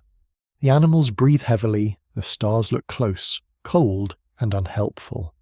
There is disagreement among route historians about how often travellers knowingly chose dangerous cut-offs to save time versus being drawn into them by bad information. Optimism, pressure from others, or the desire to beat weather from inside the journey. The answer feels tangled. A cut-off can sound reasonable at the last good camp, especially when someone insists it saves days. Days matter. Snow matters. Grass matters. Pride matters too. Though nobody likes to list it among the official supplies. Only later, when the water kegs are light and the animals slow, does the promise begin to sound like a trick told by geography. Heat changes behaviour. People speak less. The usual jokes fade. Even the cheerful dog, if still with the train, has given up public optimism and now travels with its tongue out, looking betrayed by the sun. The children are shaded when possible, though shade is scarce enough to feel like a private luxury. Bonnets, hats, shawls, and cloths become tools of survival. Skin burns, lips crack. Sweat dries before it can cool you. The road ahead trembles in the glare, making distant shrubs look like water, or wagons, or little moving figures that vanish when stared at directly. Mirages unsettle everyone, even those who know better. A silver shine appears low on the horizon. Someone says water, someone else says heat. The first person says he knows what water looks like. The second says the land also knows what you want to see. The wagons continue, and the shine retreats. The children watch in puzzled disappointment. Adults do too, privately. At camp, supper grows thinner. Beans may be cooked with less fuel if wood is scarce.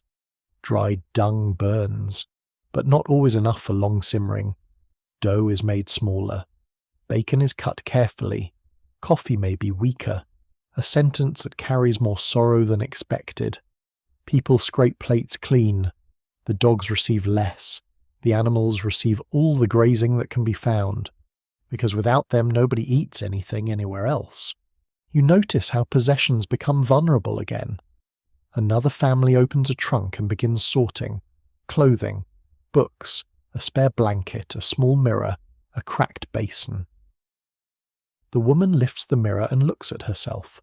For a moment, dust, sun, and exhaustion meet her own eyes from the glass. Then she wraps it and puts it back. The basin is left beside the trail. A boy asks why. No one answers quickly. The basin is not foolish. It is simply less necessary than an ox's strength. Scarcity sharpens memory. You think of the kitchen left behind, with its table and shelves and water near at hand. You think of the first flour sacks, heavy and reassuring. You think of the evening when the creek sounded generous. You even think fondly of the damp misery after the storm, because at least the sky had poured water freely. Hardship has a way of revising nostalgia. Mud becomes charming after enough dust. Wet socks become almost luxurious in the imagination. Do not trust the imagination. It is dramatic and poorly managed. Still, the desert margins are not lifeless. Lizards flicker over stones. Small birds dart among sage. At dawn, the air may smell faintly sweet where some stubborn plant has flowered unseen in the grey brush. The land has its own inhabitants, its own patterns, its own forms of survival. It is not empty. It is simply not arranged around your comfort, which seems to surprise emigrants more often than it should. One evening, after a punishing day, the train reaches a spring, not a grand spring, not the sort of place a painter would choose, just water seeping clear from a stony hollow into a shallow pool fringed with trampled grass. yet the sight of it softens the whole camp. People wait their turn, animals drink, kegs fill slowly. Someone laughs for the first time in hours, a small cracked laugh, but real. The children rinse dust from their hands and make muddy fingerprints almost immediately afterward, because nature restores itself that night. The air cools sharply. The sky turns from gold to violet to a deep blue full of stars. Around the fires, people sit close, too tired for long talk. Supper is plain. The coffee is thin. The bread is gritty with dust despite everyone's efforts, because dust is now basically an unpaid family member. But there is water in the kegs. The animals have drunk. The wagons remain together. You lie back and listen to the low sounds of camp settling under the desert sky. A spoon knocks once inside the wagon, that old metallic companion still offering commentary. Somewhere. An ox exhales. A child murmurs in sleep. The spring whispers faintly over stone. Tomorrow will ask again. Heat, distance, dry grass, hard choices. But tonight the train has crossed one more dangerous stretch without coming apart. And sometimes survival is exactly that. Not triumph, not glory, just not coming apart before morning, by this stage of the road. The wagon is no longer just a vehicle, it is the shape of your life. At first, back in that dew-damp yard, it seemed almost like a container for leaving, a wooden box with a white canvas cover, a place to put flour, bedding, tools, bacon, seed, memories, and all the arguments that came with choosing them. Now, after rivers, sickness, broken wheels, mountain wind, desert glare, and more beans than any soul should meet in one lifetime. The wagon has become something stranger. It is pantry, bedroom, chapel, workshop, nursery, medicine chest, office, refuge, and, on certain tired evenings, the smallest possible courtroom for family complaints. You know every board by sound. The left side creaks lower when the road tilts. The tailgate has a rattle that appears in cold mornings and vanishes by noon, like a ghost with business hours. One wheel speaks in a faint knock when the ground is hard. The canvas snaps differently in rain than in dry wind. Inside, objects have their own voices. The kettle clunks heavily. Tin cups chatter. The coffee mill bumps against its peg. The spoon that began complaining weeks ago continues its career as the official critic of westward migration. A practical detail from wagon travel is that the common covered wagon was not usually a Grand Prairie schooner built for family comfort, but a working farm wagon adapted for the trail, with most of the interior space reserved for supplies rather than passengers. That fact has become obvious in your bones. People ride only when they must. The wagon carries what cannot walk, and sometimes what can no longer walk. Everyone else belongs to the road. Still, under the canvas, there is a kind of household order. Flour stays low. Tools are tied where they can be reached. Bedding is rolled and wedged. Food that must stay dry is guarded from damp. Medicines are tucked away from children, though children have mysterious powers of discovery. Important papers travel inside a box or packet wrapped against weather. A Bible may rest near clothing, or under a blanket, or in a chest with letters and small keepsakes. Nothing is casual. Every placement is the result of inconvenience survived. When the wagon stops for camp, it unfolds. A kettle emerges, then the Dutch oven, then bedding, water vessels, pans, sacks, ropes, needle packets, perhaps a little box of tea or sugar that appears only when morale is sinking. By morning, everything folds back in again. Not always neatly, but sufficiently. The wagon is a home that must be packed away every dawn, which is a deeply unreasonable request when one has not yet had coffee. You use the tailgate as a table when the ground is damp. You kneel beside a wheel to cut bread.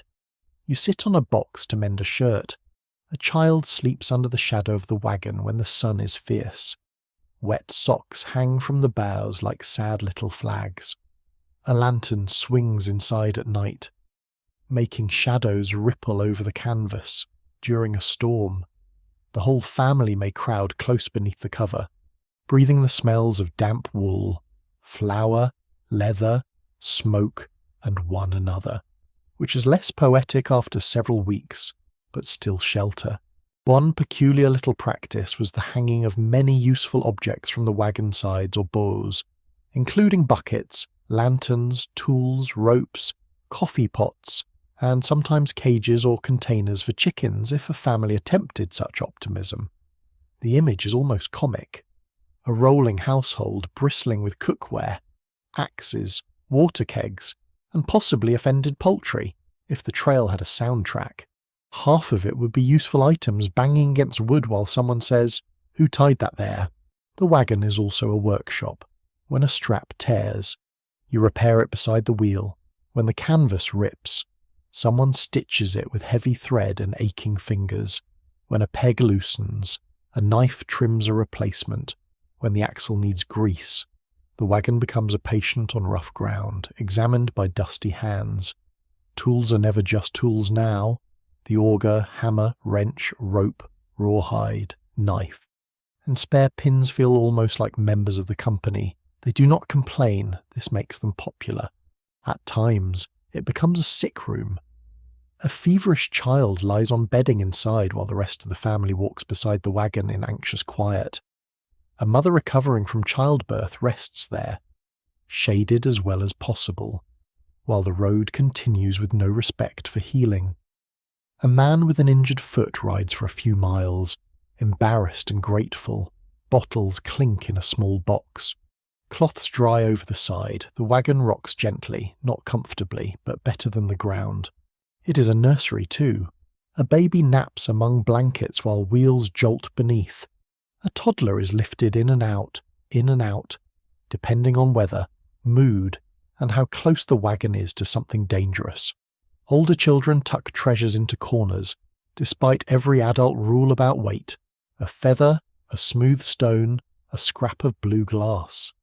Perhaps the rag doll with one button eye rests near a flour sack, having crossed more country than many adults ever will. The wagon even becomes a chapel. On Sundays, if the company pauses or slows, families gather near the wagons for prayers, hymns, or a reading from scripture. The canvas cover casts a pale shade. Dust lies on boots. Children fidget. Someone's stomach growls during a solemn pause because the body is not always respectful. Yet the ritual matters. The wagon holds the Bible, the hymn book, the letters from home, and the private hopes spoken in low voices when the fire burns down. There is ongoing discussion among social historians about whether emigrants thought of the wagon as a temporary tool, a mobile home, or a symbol of family continuity, since diary entries often shift between practical complaint and deep attachment. From your place beside it. The answer seems simple and complicated together. It is not a home in the old sense. No walls, no hearth, no door you can close against the world. But it is where your family's remaining things live. It is where the baby sleeps, where bread is stored, where letters survive rain, where sickness is endured, where grief is carried forward. That is close enough to home to ache. And yes, it is an argument chamber. The wagon hears everything. Who packed the basin that was later abandoned? Who forgot to tie the kettle? Who used the last of the sugar without mentioning it?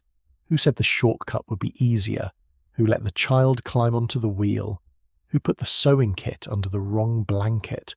The canvas traps whispers poorly. Families learn that privacy is not a natural resource on the trail.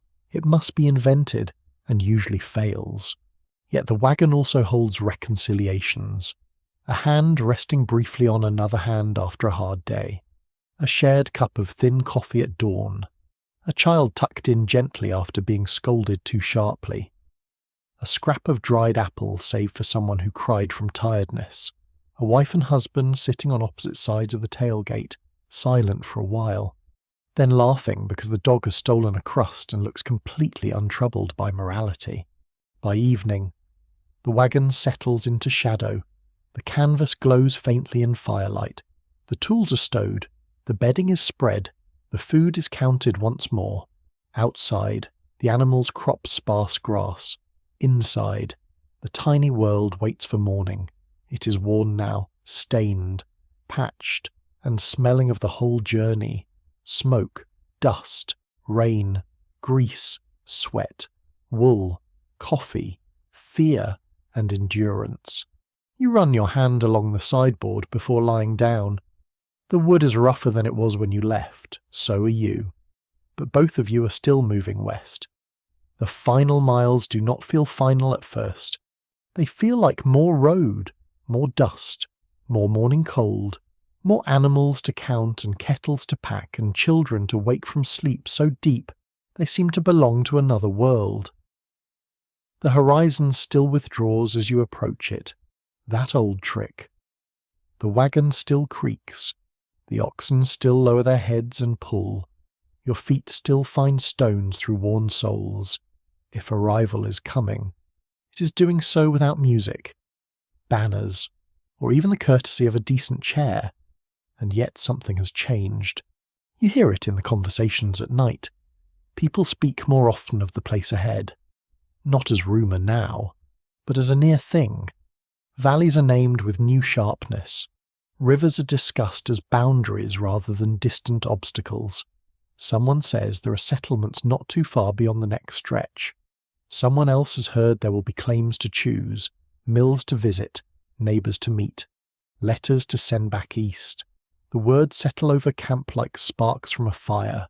Land, work, cabin, harvest, school, church, home. Home. There it is again. That small word with too much inside it. A documented reality of many westward journeys is that emigrants often arrived in stages, first reaching a valley, Fort G's settlement, or known landmark before making further choices about land, work, or kin.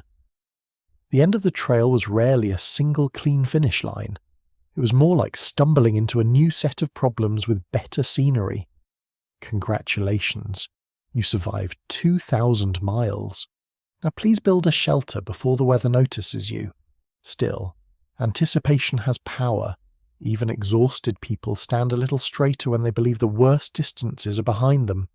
Children ask whether there will be apples. Someone says yes, perhaps too quickly. A woman wonders whether there will be a floor in the first cabin. A man talks about soil, timber, water, and the kind of field he might break. The wagon. Your battered tiny world from Section 17 carries these imagined rooms before any of them exist. The land begins to soften in places. More trees appear, not just scattered cottonwoods or dark mountain pines, but groves that promise shade and timber. Streams run clearer. Grass thickens after bleak stretches. Birds call from brush. The air smells different after rain, richer, leafier, almost sweet. Almost. You had forgotten how generous damp earth can smell when it's not busy becoming mud beneath a wheel. But hope does not erase fatigue. In fact, it can sharpen it. You're close enough to imagine stopping, which makes every remaining mile feel mildly insulting. The children grow restless in a new way, less bored than impatient. Adults count days, then recalculate, then pretend not to be counting. The oxen, who have never cared about symbolic endings, continue at the same slow pace, which feels both admirable and rude. There are rumours everywhere now. A family ahead found good land near a creek. Another arrived too late and found the best claims taken. A settlement needs blacksmith work. A fever has been going around near the river. Prices are high. Prices are fair. The valley is beautiful. The valley is crowded. The winter will be mild. The winter will punish the careless. Each rumour enters camp, warms itself at the fire, and leaves with more confidence than it deserves. One offbeat detail from emigrant letters is how often arrival descriptions mention ordinary things with almost ecstatic relief fresh vegetables. milk, bread baked in an actual oven, beds, chairs, fences, even the sound of a door closing after months under canvas. A door is not just carpentry, it is privacy on hinges. Imagine the luxury of shutting out wind, dust, neighbours, and the cheerful dog who's been investigating your supper since spring. The closer you come, the more memories rise behind you, not in order. They drift up in fragments. The rooster in the first morning yard, unnecessarily opinionated, the left-behind table, the first gathering of wagons, the spoon rattling like a tiny critic, the long prairie rhythm, the feverish boy breathing easier, the river pressing cold against your legs, native riders on a ridge, the abandoned stove in the weeds, South Pass wind, desert dust, wet socks steaming by the fire. You've crossed so many little worlds that the beginning feels both recent and impossibly far away. Those who study emigrant memory often ask how much the sense of triumph at journey's end reshaped later accounts of hardship, smoothing fear into adventure and loss into destiny. From where you walk now, with your shoulders aching and your eyes fixed on greener country, you can feel memory already beginning its work. Some things will be softened because the mind cannot carry every stone forever. Some things will sharpen because they changed you. The trail is not done with you just because the map is nearly done. At a camp near a wooded stream, people wash more carefully than usual. Shirts are scrubbed, hair is combed, bonnets are reshaped as well as possible. Men trim beards with small mirrors and doubtful skill. Children are inspected, wiped, and scolded into something resembling public presentation. It is slightly comic. This sudden concern with appearances after months of dust, smoke, and bean-based society. But it matters. You are about to be seen not as travellers lost in the road, but as arrivals. People want to meet the future looking less like they were assembled from laundry. The wagon receives attention too. Canvas is tightened. Tools are stowed neatly. The sideboards are brushed. Mud is scraped from the wheels where possible. No one can make it look new. That would be absurd. But its wear has become a kind of testimony. Every stain has a mile inside it. Every patch says something held. Every scratch says something struck and passed. The next day, the route rises through a wooded slope. The air smells of leaves, damp bark, and distant smoke. Not camp smoke only. Settlement smoke, perhaps. Hearth smoke. A different smell, because it suggests people staying in one place long enough for smoke to know the chimney. Your heart answers before your mind does. The children notice first, or claim they do. A roof, a fence, a field, maybe only a shed at the edge of trees. But the sight moves through the wagon train like a bell. People stop, then start again. No one wants to seem too eager, which means everyone looks ridiculous. A man clears his throat twice. A woman presses her lips together and grips the side of the wagon. A child asks whether that is it. Nobody knows exactly what it is, but it is something made by hands that did not roll away in the morning. Soon you pass a small cultivated patch, rough but unmistakable, furrows, stumps, a split-rail fence leaning with ambition, a cabin beyond it, low and plain, smoke lifting from the roof. Someone stands outside and waves. The gesture is simple, but after so many months of unknown faces, it feels like a bridge. Your wagon train slows. Dogs bark. Children wave back. Adults call greetings in voices rusty with emotion. News is exchanged quickly. Who are you? Where from? How many wagons? How late is the season? Is there grass ahead? Are supplies available? Where can claims be found? The old questions remain, but they have changed shape. They're no longer about crossing the continent. They're about entering a community, finding a place, and turning survival into a life. That evening, camp is made near the edge of settlement, not quite inside it. Not quite outside the trail. The fire feels different. Perhaps because tomorrow may not begin with the same command to move on. Perhaps because the wagon, for the first time in months, might be unpacked not for a night but for a beginning. Nobody says too much.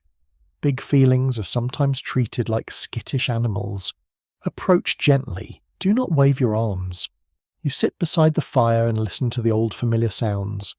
Kettle, ox bell, child breathing, canvas shifting, spoon knocking once. Still loyal, still mildly dissatisfied. Beyond them, you hear new sounds, an axe in the distance, a door closing, a cow lowing from somewhere not tied to your train, maybe laughter from a cabin. You are not finished, not truly. But the horizon has stopped running quite so far ahead, and for the first time, you let yourself imagine sleeping under a roof again. Arrival does not unfold like the endings people put in stories. There is no single golden moment when hardship closes behind you and comfort opens its arms like a kindly aunt with fresh bread. There is no neat line on the ground where the trail ends and certainty begins. Instead, the wagons roll into a place that is partly settlement, partly clearing, partly mud, partly smoke, and partly argument. Dogs bark, children stare. Strangers come out from cabins and rough shelters to look over the newcomers with curiosity, sympathy, suspicion, and the practical interest of people who know every new family may become neighbour, customer, rival, or help at harvest. You stand beside the wagon and feel oddly unsteady, though the ground is still, for months. Movement has been the rule. Dawn meant packing. Packing meant walking. Walking meant camp. Camp meant sleep. Sleep meant doing it all again. Now someone says you may remain here tonight, tomorrow, perhaps all winter, and the mind does not quite know what to do with so much staying. The settlement smells different from the trail, not cleaner, necessarily. Let us not become too sentimental. It smells of split wood, damp earth, livestock, hearth smoke, manure, cut hay, cooking, sawdust, and people who have stopped moving long enough for clutter to gather around them. The smoke is thicker, less temporary. It rises from chimneys and roof holes instead of low campfires. It suggests habit. It suggests someone owns a shovel and knows where it is kept. A basic historical truth of frontier settlement is that reaching Oregon, California, Utah, or another Western destination did not guarantee immediate prosperity. Many migrants still had to secure land, build shelter, find work, survive winter, plant crops, pay debts, and adapt to unfamiliar social and environmental conditions. The journey might be over in the sense that the oxen no longer need to pull the wagon every morning, but the labour has simply changed costume. You learn this almost at once. There are questions to answer. Where will you settle? Do you have kin nearby? How much food remains? Are your animals fit to work? Can you buy flour, seed, nails, or a new plough point? And at what price? Is there land near water? Is the soil good? Is timber close enough to matter? Who has legal claim? Who has informal claim? And who merely has a very loud opinion? The future, which looked wide and glowing from far away, now arrives holding paperwork, mud, and a list of chores. Your wagon is drawn toward a temporary camp near other recent arrivals. Some families have already begun to unload. Not just for supper, truly unload. The sight is strangely emotional. Bedding comes out and does not have to be rolled again before sunrise. Boxes are stacked under a lean shelter. Tools are laid in a row. The Dutch oven sits near a fire as usual, but the fire is beside a place where people may build something permanent. A child sets her rag doll on a stump and announces that this is its house after 2,000 miles. The doll accepts without complaint. The oxen are unyoked and turned toward grass with an air of deep personal entitlement, They have earned it. Their shoulders are rubbed, their hides brushed, their hooves checked. They stand in the slanting light, thinner than when they began, but alive. You feel gratitude toward them that is almost embarrassing in its intensity. These slow, unimpressed animals have carried the family's fragile world across rivers, plains, mountains, and desert stretches. They do not ask for speeches. Grass will do. One surprising detail in some arrival accounts is the mixture of disappointment and relief. Emigrants who had imagined rich farms or tidy towns sometimes found rough cabins, high prices, wet weather, crowded claims, or more forest than field. A person could cross the continent dreaming of open land and then spend months wrestling tree stumps like nature's own furniture problem. The West offered opportunity, yes, but it often handed it over wrapped in blisters. You walk through the settlement and notice how unfinished everything is. Cabins have gaps chinked with mud and moss. Roofs sag slightly under bark or split boards. Fields are half cleared, with blackened stumps standing like stubborn old men. Fences begin confidently and then stop when materials or enthusiasm ran out. A store, if there is one, may be little more than a rough building full of precious goods at painful prices.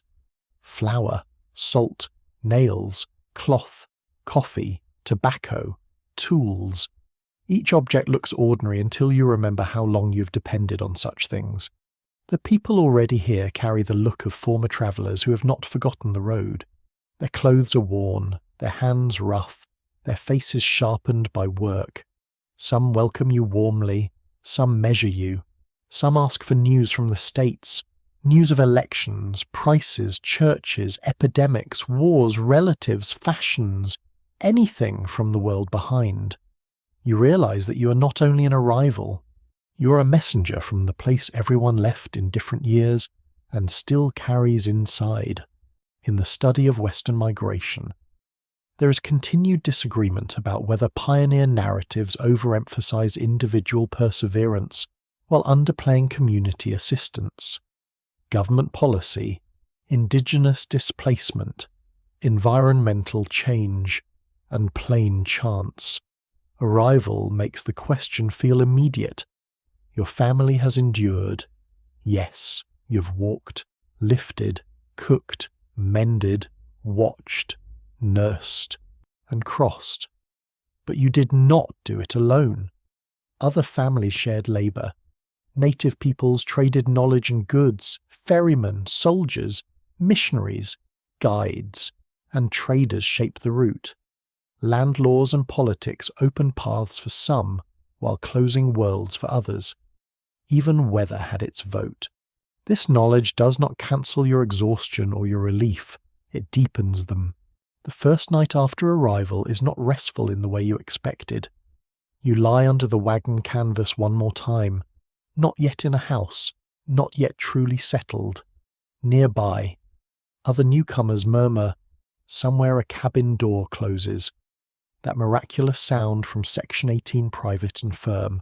A cow lows, a saw works briefly in the distance, then stops. The fire burns low. Your body expects the old schedule. It expects to rise, pack, and walk when no one says you must. The silence feels almost suspicious.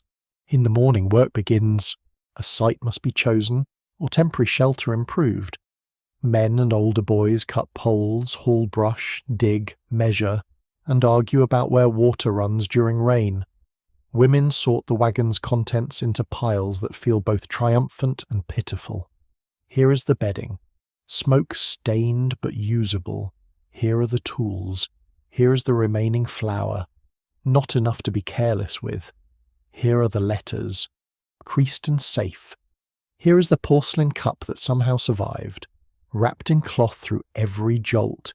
Here is the little collection of child treasures, stones and feathers and blue glass, smuggled across half a continent. The oxen may not approve, but the heart does. A cabin, if built, begins as labour more than shelter.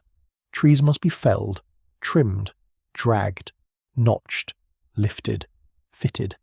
If the region lacks timber, other materials must be found. Some families live first in tents, wagon boxes, dugouts, sheds, or shared rooms. The covered wagon, which carried you west, may become storage, sleeping space, or the centre of a temporary camp while a new home takes shape. After serving as pantry, nursery, chapel and courtroom, it now becomes scaffolding for the future. Quite a career for a creaky box. There is relief in unpacking, but also grief. The objects that made it feel like survival now reveal what was lost. No table from the old kitchen, no rocking chair, no parlour clock, no apple tree outside the door, no familiar graves nearby, except perhaps the fresh ones along the road behind. You have arrived, but arrival cannot restore the life you left. It can only give you ground on which to build another, and perhaps that is why some people cry after reaching the end. Not because they are unhappy, exactly, because the body has been holding fear for months and finally has a place to set it down. Because the dream has become real enough to disappoint and sustain at the same time. Because survival changes the survivor. You're not the same person who stood in the dew beside the wagon on that first morning. Your hands are rougher. Your patience has been stretched and patched.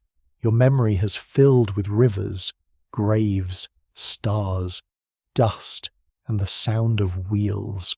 Evening comes over the new place. Smoke lifts from cabins and campfires together. Someone shares fresh milk. And the taste is so rich after trail food that everyone grows quiet for a moment. Bread bakes in a real oven nearby, and the smell moves through the settlement like a promise that knows it will have to work hard to keep itself. Children run between stumps, turning the unfinished world into a playground because children remain undefeated by poor infrastructure. You sit on an overturned box near the wagon. The canvas hangs loose. The road dust still clings to it, pale and stubborn. You could brush it away, but not tonight. Let it stay a little longer. It is proof, not proof of a fairy tale ending, not proof of destiny, just proof that the wheels turned, the animals pulled, the fires were lit, the meals were stretched, the rivers crossed, the sick tended, the dead remembered, and the living carried on. The destination is not the end of hardship. It is the place where hardship changes its name years later, when you try to remember the crossing. It does not return as one straight road. It comes back in pieces. A white wagon cover shining in dawn light. A kettle swinging from a hook. The first smell of bacon in a cold camp. A river pressing against your knees. Oxen breathing in dust. A child asleep with a pebble hidden in one hand, a grave marker leaning beside the ruts, the thin music of a fiddle on a night when everyone was too tired to dance properly but tried anyway, because dignity had already been abandoned somewhere near the last muddy crossing. You remember the beginning, though it feels almost like someone else's memory now. The yard, the dew, the house with its open door, the table left behind, the careful packing and the first arguments over what mattered most. How small the wagon looked once you understood it had to carry flour, bedding, tools, medicine, clothing, letters, seed, and the fragile idea of a future. How large the road looked once the wheels began to turn. The classic overland migration routes of the 19th century covered roughly 2,000 miles for many families heading from the Missouri River region toward Oregon or California. And the journey commonly took 4 to 6 months depending on route, weather, health, animals, and timing. That plain fact sounds tidy when stated after the fact. 4 to 6 months, 2,000 miles, a line on a map. But you know the truth beneath the numbers. It was not a line. It was mornings and blisters, storms and thirst, meals stretched thin, children growing leaner and older, women stitching by firelight, men listening for loose wheels, oxen stepping patiently into the next mile. Later, storytellers may make the wagon larger than it was, the courage cleaner, the purpose simpler. They may paint the canvas bright in the sunset gold. They may forget the smell of wet socks, the taste of alkali water, the panic of a missing ox, the embarrassment of bad coffee, the suspicious medical advice, and the way beans became both food and personality. They may forget how much of survival was not heroic in the dramatic sense. It was repetitive, it was practical, it was someone saying, "Tie that tighter," and someone else saying, "Where is the needle?" and someone else quietly saving the last dried apple for a child. One amusing but telling detail from trail memory is that some former emigrants later treasured the most ordinary objects from the journey, such as tin cups, wagon bows, coffee pots, or ox yokes, as if rough household tools had become family relics. And why not a polished heirloom may look finer on a shelf, but a battered coffee pot that crossed rivers, deserts, mountains, and family arguments has earned the right to be respected. It has seen things. It has probably heard complaints no museum label should repeat. You look back and understand the wagon differently. At first, it seemed like a means to leave. Then it became the tiny world of Section 17, the pantry, sick room, nursery, chapel, workshop, and argument chamber. Now, in memory, it becomes something else again. A symbol? Yes, but not a simple one. It stands for hope and loss together. It carried ambition, but it also carried the machinery of displacement. It protected children, yet moved through homelands already known and loved by others. It offered families a chance to begin again, while helping reshape an entire continent in ways that brought harm as well as opportunity. Modern historians keep wrestling with whether the pioneer story should be told mainly as a tale of endurance, migration, conquest, settlement, family survival, national expansion, or cultural memory. You can feel why the answer resists neatness. The journey was all of those things at once, depending on who was walking, who was watching, who was being crossed, and who was later doing the telling. A mother measuring flour did not experience the road exactly as a politician promoting expansion. A native family watching wagons cut across grazing lands did not experience it as the emigrant child collecting blue glass from old camps. The same wheels made different sounds in different ears. Still, the human details matter. They prevent the story from becoming only a slogan. You remember how community formed and frayed. The elected captains, the night watches, the borrowed tools, the gossip moving faster than wagons, the women who knew where the spare buttons were. Of course they did. The men who pushed through mud and then sat silently with sore backs. The children who learned geography through their feet and danger through adult faces. The strangers who shared coffee after illness. The families who argued over routes and then helped each other across rivers. The quiet rule of the road was simple enough. Alone, you might fail faster. Together, you might annoy one another into survival. You remember encounters along the way too. Native traders, riders, guides, families, and watchers on ridges, soldiers at forts, ferrymen with prices that felt personally rude, missionaries moving through complicated worlds, returning travellers whose warnings carried the weight of weathered faces. The trail was never empty. It was full of people making choices under pressure, and those choices did not always belong to the same dream. You remember the abandoned things, the stove in the weeds, the broken trunk, the basin left because an ox needed strength more than a household needed neatness. Those objects taught you that survival was a process of subtraction. You did not keep everything. You could not. The trail asked again and again, what will you carry now? Food or furniture, tools or pride, memory or weight? Sometimes the answer was obvious, sometimes it hurt. And then the mountains, the cold wind, the broad high crossing where the continent quietly changed its drainage, and nobody had enough breath to make poetry. The slopes that taught you downhill could be worse than up, the desert brightness beyond, where water became a thought in the mouth and dust became a member of the family, the spring at night, small and clear, where relief sounded like water over stone. Arrival did not erase any of it. Section 19 taught that. The destination was not a curtain falling on hardship.